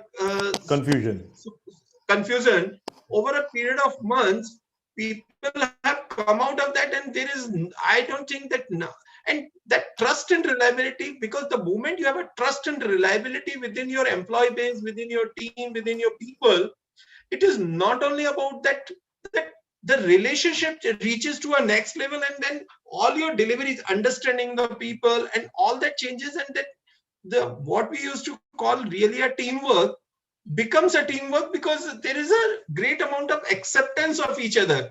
So probably that is also an indirectly benefit that has happened during this year. Outliers could be there, some industry might have had some issues, but if we look overall the gain versus that some exceptional cases, I think the overall gain is much higher. So adding to that, Yogesh, I'll tell you one more thing which we as a company adopted. Every morning, 9 o'clock to 10 o'clock or 11 o'clock, the entire team is sitting on the Zoom. And we are discussing the entire yesterday's and today's and tomorrow's. So every day when we are going to discuss, there is nowhere where we are going to lose out any topic which is going to be left out. Yeah. and the important decision has been taken on the spot. So that difference, which was not there in the office atmosphere, like, you were just giving away the job to your subordinates, and then you being into something else, was actually, he then he used to come with the data, and then he used to discuss, and then we used to discuss with our bosses. But today, when you are on a Zoom, immediately at all across the table, we can take immediate decision, and it has become really faster. So the time which was been taken for 2 days, 3 days, it is getting resolved in maybe 2 hours or less than 2 hours or so. So that is very much important now with this pandemic, and everyone has accepted that. So well said about that. So my next will be about the cold chain, about the cold chain operation and logistics. Basically, how effectively we should plan now when this kind of activities have been through. If anybody would like to take this kind of topic, so about the cold chain. So by how can we efficiently plan our cold chain now? Because cold chain has become a very important subject now, because the amount of vaccination and vaccine has been moved from one place to other in this pandemic, including the national, international, was very much on a very high scale. So if any would like to throw the light on this topic. Yeah, Yeah, Kishore, would Yogi. you like to take it up, or should I maybe initiate and then? Because I understand that your company is also doing Cold chain. good Yes. amount of cold chain movement. Yes, Yogeshi. Thanks a lot for giving me a chance again to setting up a platform on this particular topic. Yes, I as a Pfizer, yes, we are all our exports 100% under the temperature controlled cargo only. But since we export only to our DC at US, we do not have much challenges, of course. But before we just do any commercial products, we do a trial runs, and once the validation, everything is protocol, everything is certified, then only we go further with the commercial shipments. But I feel, even though I am not handling any domestic shipments within India for last few years, almost once I have joined for Pfizer, because Pfizer is in SEZ where 100% exports only. But I feel within India that is still a big challenge, because the final point delivery within the temperature is again still a challenge. That's what my feeling, Yogesh. Shall I respond to this? Yeah, please. I think Kishore, the impression what was there, again, it was 2 years prior during the pandemic. I think the logistic providers have become so much active, and they came out to the survival to the companies so aggressively. And maybe all check mechanism is already been there. The technology has been used. The cold chain has been properly monitored, right from beginning, from this pickup to the end kind of thing, and the maintenance of temperature, it has been recorded properly. It has been connected to your system, and the system shows you at what temperature it is traveling and what temperature it is stored. So I think Indian market also an Indian cold chain, because, and that is the reason why we have been able to ship so much vaccinations, which is the next topic which we are going to discuss about. But then cold chain, I can tell you, in last 2 years has been a lot of improvement, even at the not at the transporter logistics or at the CFA or CSP, but also at the stockist level. There has been a compulsion by drug authorities where if you want to store, they are going to monitor that whether it is been storing under 2 to 8 degree or whatever degree it is mentioned on this petrol. And the drug authorities have been very active on checking on this. So everyone has become very much aware of this, and the importance has been known to everyone. And the infrastructure has been already created, right from to the airport to the stockyard or to the central stock points or the factory. So I think a lot of improvement has been there. I think Yogesh ji should agree to this. Yeah, Yogesh. Yeah, I think you made the point, and that is another, I would call it an opportunity or the blessing in disguise. Because of this particular opportunity, pandemic, whatever the cold chain growth that otherwise would have happened in 5 to 10 years has really happened in last 1 year. Exactly. The way the Indian logistic industry and the particularly the cold chain, in terms of, again, earlier we had only a point to point or a factory to the kind of a distributor, or you can call it C&F. That was the only scope available, but now the distribution, the primary, secondary distribution also, and both with the active and passive components. So like the new technologies coming on the passive cold chain has enabled and helped this coming support, because of the various options that were not that were available 3 years back, but people were not willing to use them. But because now people are willing and there is a volume increase, so that has become cost effective also. So that's a kind of a, earlier it used to be considered as a costly affair because of the volumes that has gone, so become a cost effective solution. Similarly, on the active side also, the auto manufacturers have kind of a conceptualized these smaller vehicles. So now, as we speak, I will not be surprised that after some time you will find a two-wheeler, which also is my vision, that now those Swiggy and other delivery boys who have a box which is kept as an insulated box, maybe that could be also a passive or a battery driven system where they can have a cold chain. But with the passive boxes to that size, the growth has happened. And also this has been supported by a real-time temperature transmission information. So while the product came into the market, the real-time temperature monitoring ensured that the people who are at the ground are implementing the right solution, because they know earlier the solution and the control was in their hands alone. But now solution is in their hand, the control is with someone, and that kind of a technology implementation has helped a higher level of commitment and kind of a implementation in this segment. So that has happened. I think rightly said. Let me tell you, nobody was thinking of having a cold chain hub, and when the opportunity was being created prior to the vaccination or prior to the product coming, the logistic providers had already they had built up a logistic park with the cold chain facilities.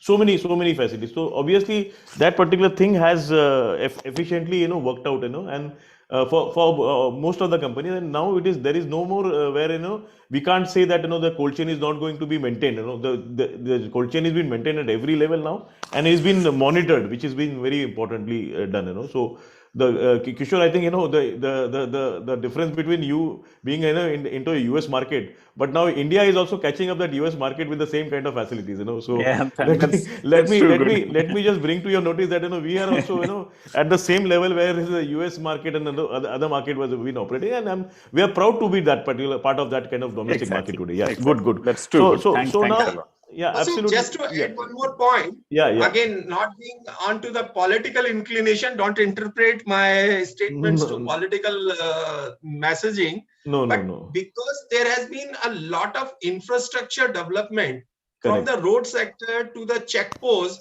because the movement, so again, those also, and the FASTag and the GPS, all those things, the extensive implementation of that. So this, with the improved road connectivity and better highways, the time has reduced. Because of FASTag, the stoppage have reduced. Because of the state barriers and the GST, that holding time has reduced. And all that has helped because the high investment, see, assets for the cold chain are on high investment. So any transporter or the organization earlier, if used to create an asset and that used to run, let's say 5,000 kilometer a month, I'm just giving that as a today, and he was to leverage that revenue on 5,000 kilometer, now is able to deliver in 10,000 kilometer. True. Therefore, his rate of return on investment is much better, and they are able to, because of that, they are able to. So all this is a chicken and egg story, but these are also the salient features which has supported this faster growth during last 2-3 years. True. I agree to that. So with that particular thing, we come to the last topic, and then I will like to just throw the light on the growth on pharma. So basically, that how differently are we planning to meet the vaccination requirement? Now today, the most important thing, by every there, there is a vaccination requirement which is coming down, and whether maybe on the first dose, second dose, and then now the boosters. So it's going to increase, and this requirement is going to increase because the way the things have been going to be worsened, automatically the companies are going to introduce much more vaccination in respect of maybe the COVID situation, or maybe in a normal way also, where earlier there was a very rare kind of situation where companies to think about vaccine because they again had the same kind of funda, whether we will be able to store it in a cold storage, whether India has a facility of that. So if anybody could like to say about this particular thing, how to meet the vaccination requirement. So again, I think Kishore Gaurav only. has, yeah, sorry to end. I think Gaurav is probably into the similar field. Probably he would be the Yeah, Gaurav. So, how would you like to throw a light on this particularly on the So, vaccination? thank you, Masood, and thank you, Yogesh, for remembering me on this point. Actually, before moving to the vaccination requirements, I think we should more focus on vaccine manufacturing process and agility, because requirements would be more on whenever we have the ability to manufacture those vaccines in-house, first of in India. Correct. See, right now there are a lot of companies, including Stelis, also doing on manufacturing vaccines, and we have proudly said that we are part of the vaccine program throughout the India, pan India, and across the world. Only the thing is now manufacturing. Whenever we say aseptic operation, which is a very dedicated operations, and capacities are not aligned that much, and all the plants, all the manufacturing plants and manufacturer has to increase their capacity in terms of to produce those vaccines. How to do that? Because still all the infrastructure, equipments, and the process consumables and the key starting material which is going to required for those vaccines are not in that much good shape, because it's a huge demand versus supply gap, and that's how we are still looking to those vendors, those strategic partners, wherever these requirements are to be supplied from. The capacity expansion is not only required for a one way; it has to be backward integrated again to the all smallest thing like process consumables and single-use assemblies, single-use consumables, which are very important for any kind of vaccination aseptic operation. So now Indian capabilities, Indian manufacturer is still on. I'm very sorry to say that there is still some companies who are capable to do, and then they are only looking for penny business, and they are only looking for right now 1x business. Nobody is approaching and focusing on how to go 1x into 10x, and that's how the gap in between Indian companies versus again those vendors who are in term of globally, either from China, either from Europe, or either from US, because their focus is to catch the opportunity. Their focus is to catch the alignment from demand versus supply gap to reduce. Our Indian vendors, how they are doing in term of just taking in, making sure their bottom line, and then they are only focusing on the profit and margins of the P&L. Then also now capex requirement is one is a huge criteria. There we can think of in term of capacity reservations, like the most of the companies already doing it. If you are building some agreements with your manufacturing capabilities, you should reserve some of the capacities.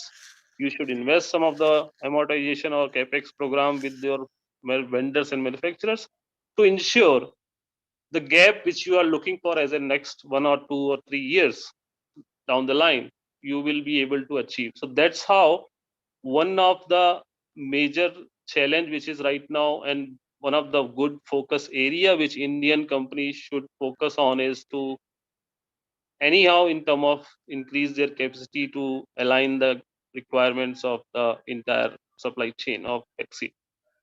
Then you will be able to create agility to cope up with the requirement of manufacturing, and then once you have the manufacturing and the enough stock, then you can have a vaccination plan for your all end customers. And this is how the our role as a supply chain leader is big increase in terms of wherever we want to do the good strategic alliances with your all smallest. You got muted. You got muted. Gaurav. Again, you are muted. To Yeah. align with them. Thank you. Okay.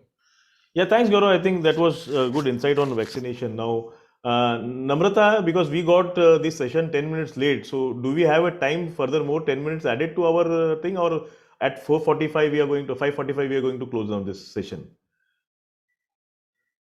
Yeah, Namrata, anything, anybody from Eldon? So do we have another 10-15 minutes to be talked, or? Yes, we have. We Yeah. have audience questions also. We have. Okay, so I on a note, on that note, I would like to now take a topic on how supply chain contributed to high growth into pharma. And this is very important. I think the supply chain where the people who proactively acted when the pandemic broke into China, and accordingly all the procurement guys and everyone, they started procuring material because they knew that there will be some disruption in China. So managing the procurement side and maintaining the inventories and how to get from that particular thing, because we as a pharma and we as a company, we knew that there will be some disruption in coming days. So proactively we acted on that particular area. So right from procurement to manufacturing, we started acting according to the market, and the amount of availability issues which came initially, because obviously when there was a pandemic, the demand went up 3x, 4x, 5x, 10x, and to manage that, it was totally a nightmare for a distribution guy or for a logistics guy.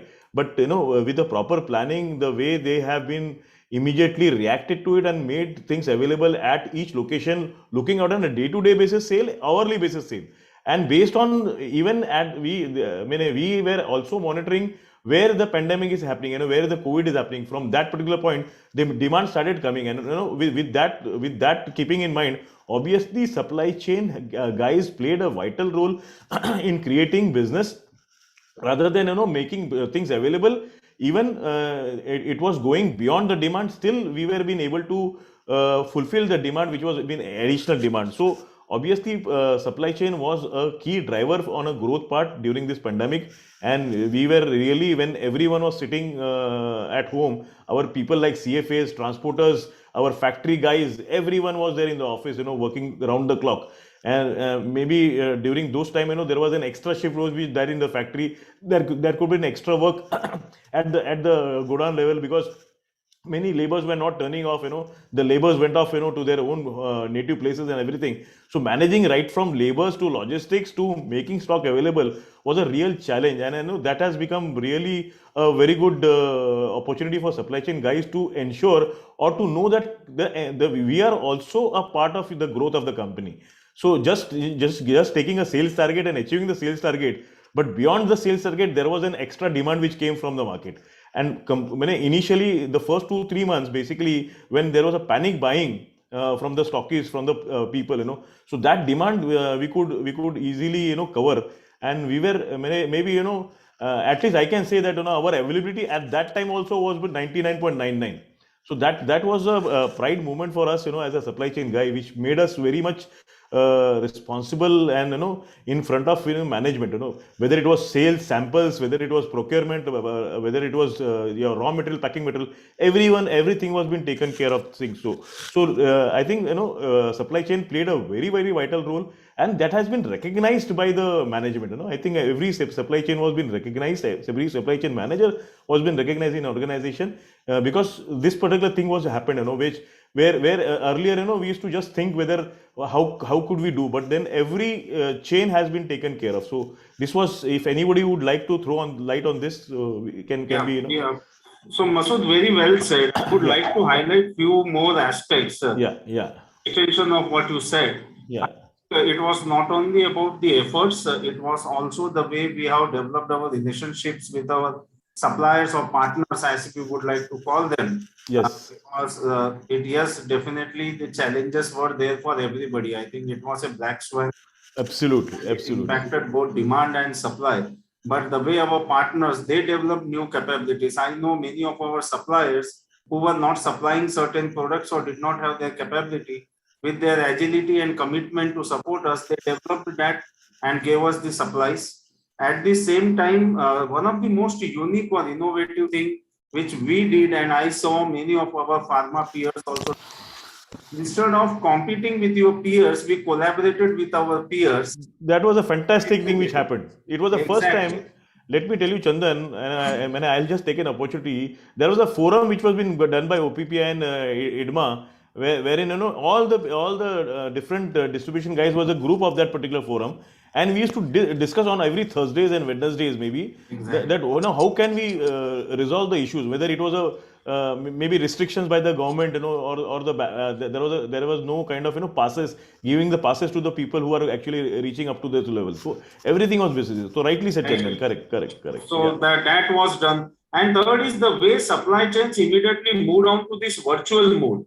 Absolutely. Yes, our roles had to be physically present in their areas of responsibility. But most of us, the way we moved on to our virtual role and the way we contributed, I think these were the key factors where not only the businesses survived, but I would say the contribution to humanity has been enormous. Absolutely. Even I think after COVID and vaccine, third most spoken word during last 2 years would have been supply chain.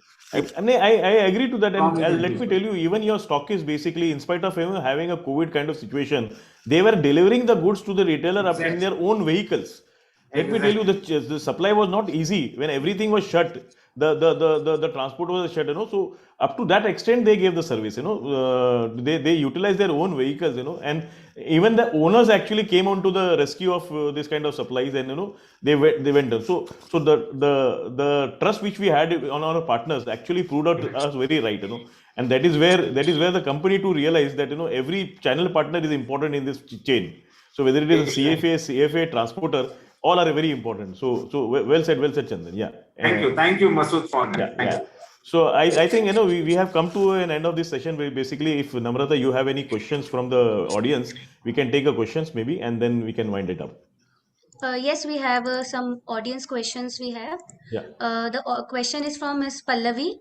She's asking, how can you make sure visibility at all levels are created and eliminate the different data stories at various levels? Yeah, if anyone, yeah, Pallavi, I think the question of visibility was very much questionable in pharma in the previous era, whereas post pandemic, the amount of data visibility which has come, I can right now tell you there is an organization which is working up to a retailer level. They are actually tying up from CFA to stockist and stockist to retailer, and if this particular thing chain gets into a play, I think you will be mostly like a FMCG kind of company situation, wherein you will get the actual data of a retailer, what prescription is going to come at the retail level, and what kind of movement is happening at those stock point, and accordingly, when it has been programmed with the technology, it is going to obviously make a replenishment model at the store level, at the factory level. With post GST, there is one more advantage that even if it is not available at Orissa, the same material can be given from West Bengal or wherever it is needed, and plus with the online players coming into the play, they have given much more visibility up to the patient level right now. So although today the online players are up to only 5% the contribution of the sale, but the amount of visibility which they are giving to the company, that which is a product at which level, at what patient and which doctor is prescribing, is the visibility today. So I think visibility has improved a lot. A long way to go, but then it is there, sir. Yeah, Pallavi. Thank you, Pallavi. Yeah, Namrata, anything else? No, that's all we have the audience question right now, as we're running out of time. So either we were very clear to understand the audience, or audience didn't understand. There was only two kind of situation. An audience will definitely understand all the insights. So great. Thank you so much, Amrita. Thank you, all the leaders. I request everyone to please smile so that we can take a screenshot. Yeah, please.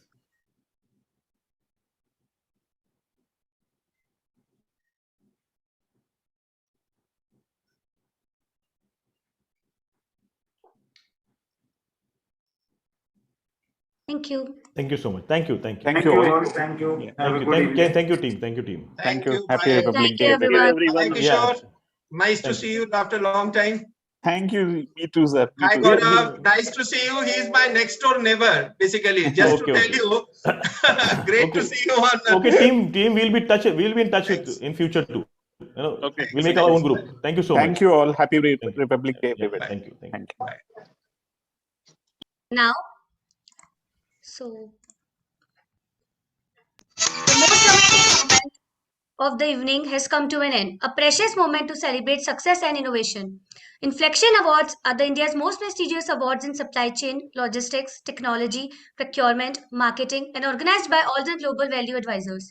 Today, 100 plus CXOs and 300 plus attendees are watching this live on our website. Now, let's start the celebration with the first award for Strategic Procurement Leader Pharma 2022 that goes to Mr. Sumanto Bandari from Glenmark Pharma.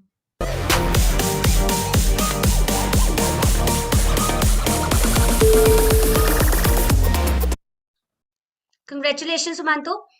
Please come and speak few words on your achievement. Thanks a lot, Namrata. First of all, I think it's a good platform, for all of us to be here for networking as well as sharing insights and experience. So thanks for the award as well. I believe it's been challenging, and most of us have been through this situation in past, and with the onset of COVID, a couple of years back, I think it was the same time, a couple of years back, and it was absolutely critical being a pharmaceutical company to ensure safety of our patients. So ultimately, whatever supply chain or procurement does is for the for the customers at the end and patients at the end of the supply chain. So I think when everybody got locked, okay, including our suppliers, service providers, and everybody, including our and team on the shop floor, is absolutely critical for us to rise to the occasion to ensure business continuity, because that was the prime objective. And I think as a team, procurement, Glenmark responded pretty well by looking at holistically the end-to-end supply chain, end-to-end supplier base that we have in the domestic as well as the international market, doing a thorough investigation of their capability, the risk assessment, the financials, and various other parameters were taken into consideration to identify the supplier that you want to work with.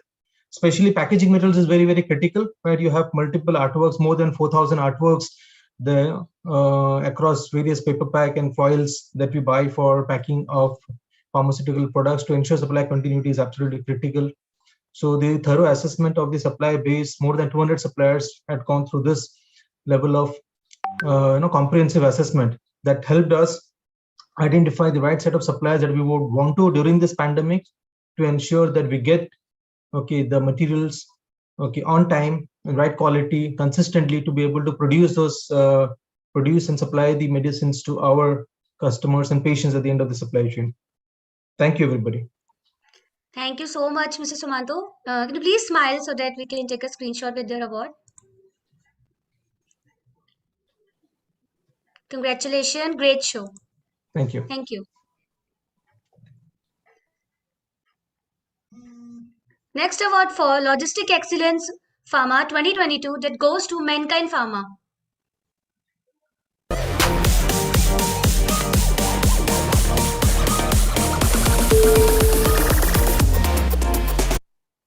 I request Mr. Bharat to receive the award and speak a few words on this. Congratulations, Mr. Bharat. Thank you, Priyanka. Thank you so much. And this goes to the team who are working for us day in and day out, and who make possible to deliver all the medicines on time, because we are dealing with the lives of the patients. And it's being special because this is the second year in a row wherein the team is performing well, and we are doing some good things. And thank you so much. Congratulations. Please smile. We can take a picture of it.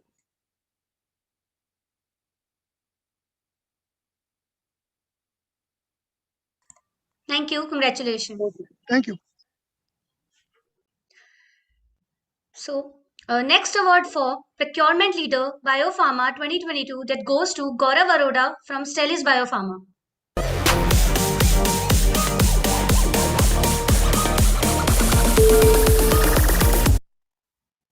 I request him to please come and receive the award.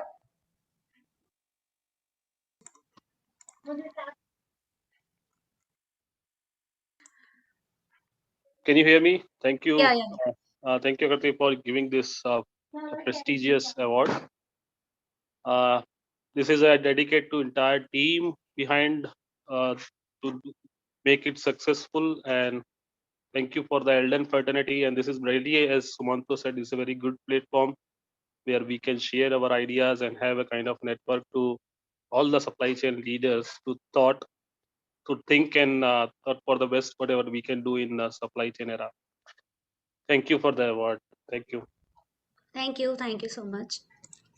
Congratulations. Great show. Thank you. Award for Outstanding 3PL Warehousing 2022 that goes to Carry Fast Logistics.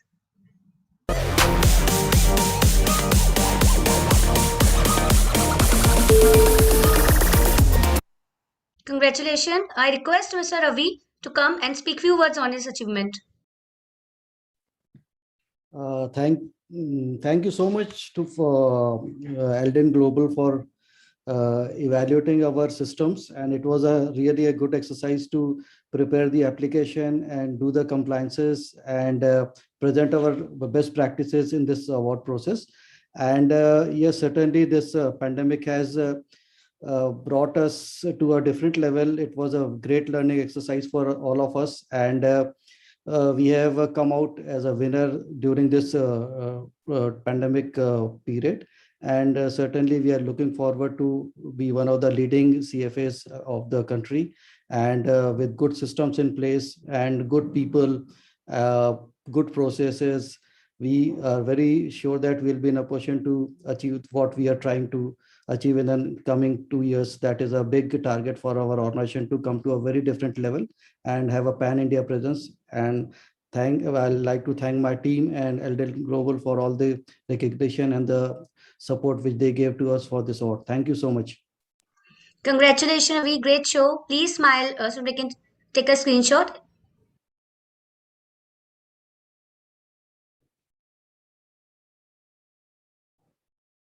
Thank you. Thank you so much.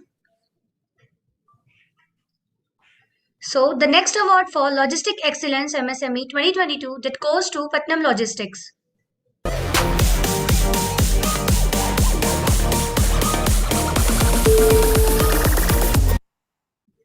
I would like to call Mr. Santa Kumar to receive the award and share his views on this achievement. Congratulations, Mr. Santa.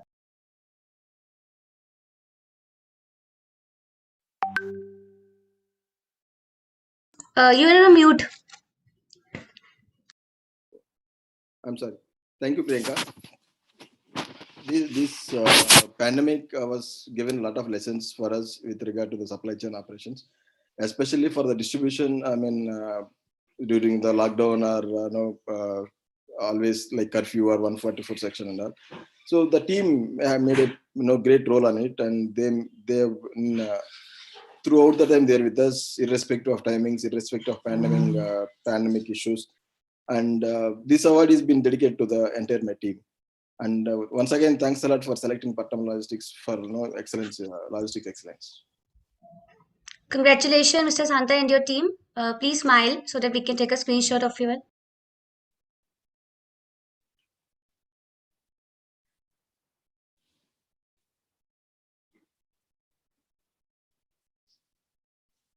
Thank you.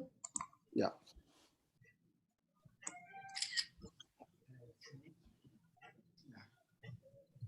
Next award for Last Mile Technology Solution Logistics 2022 that goes to Shipsy.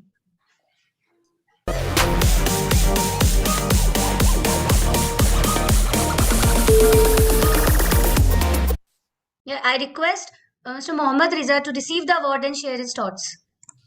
Sure. Thanks a lot. Thank you very much, team, at Alden Global and the Inflection Awards for giving this award to Shipsy.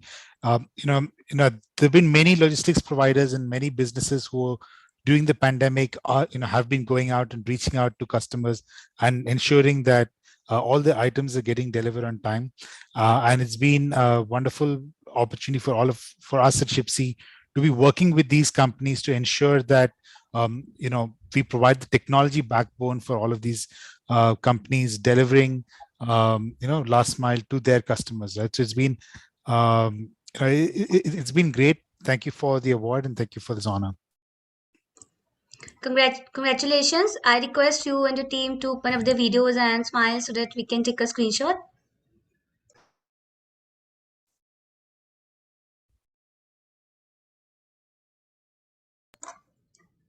Thank you. Great show. Congratulations. Thank you. Last award for ERP Solution MSME 2022 that goes to Omex Infotech.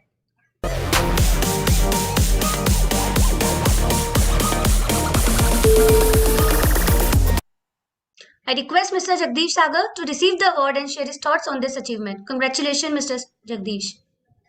Thank you. Thank you very much. I'm audible? Am I audible? Yes, you're audible. Yes, you're audible. Thanks. And actually, the award goes to my team who has given their like 100% dedication to the work, and also it's like because of my customers who made that thing is possible, you know. And since last 6 to 8 years we are working on the ERP software, and specifically we are working in the cold storage industry. We like each and every day we are thinking and we are in discussions with our customer, like how we can make their life easier, you know. And that's the things we make possible in industry. We can say like we are the first who make like the whole cold storage flow is fully dynamic, and based on like the QR code, the whole cold storage can manage the whole flow. And see, we face one problem when we inside that market, like each and every cold storage has the different flow, you know. If you go into the Jammu and Kashmir, if you go into the Maharashtra, everyone has the different flow. So what we build the system, which the system itself make dynamic the whole workflow, you know. And technically still we are going to grow. We are like we are introducing the new things every day and make the things possible. And thanks for my whole team, and also my customers from the Srinagar, Jammu Kashmir, Delhi, Maharashtra, all over the India. I also thanks everyone, and it's really great appreciations to me and my team. And definitely we try to make the same things possible next year. Thank you very much. Congratulations. Thank you. So, thank you, top leaders and delegates, for sharing your contribution and making this discussion. Hope you all were able to carry the thoughts of the day to build a robust roadmap and strategies. My thanks to our gold sponsor, 3SC. See you at our next Warehousing Innovation Web Conference and Awards, 23rd of Feb 2022. Thank you all. Good evening. Thank you. Take care, everybody. Good evening, everyone. Bye.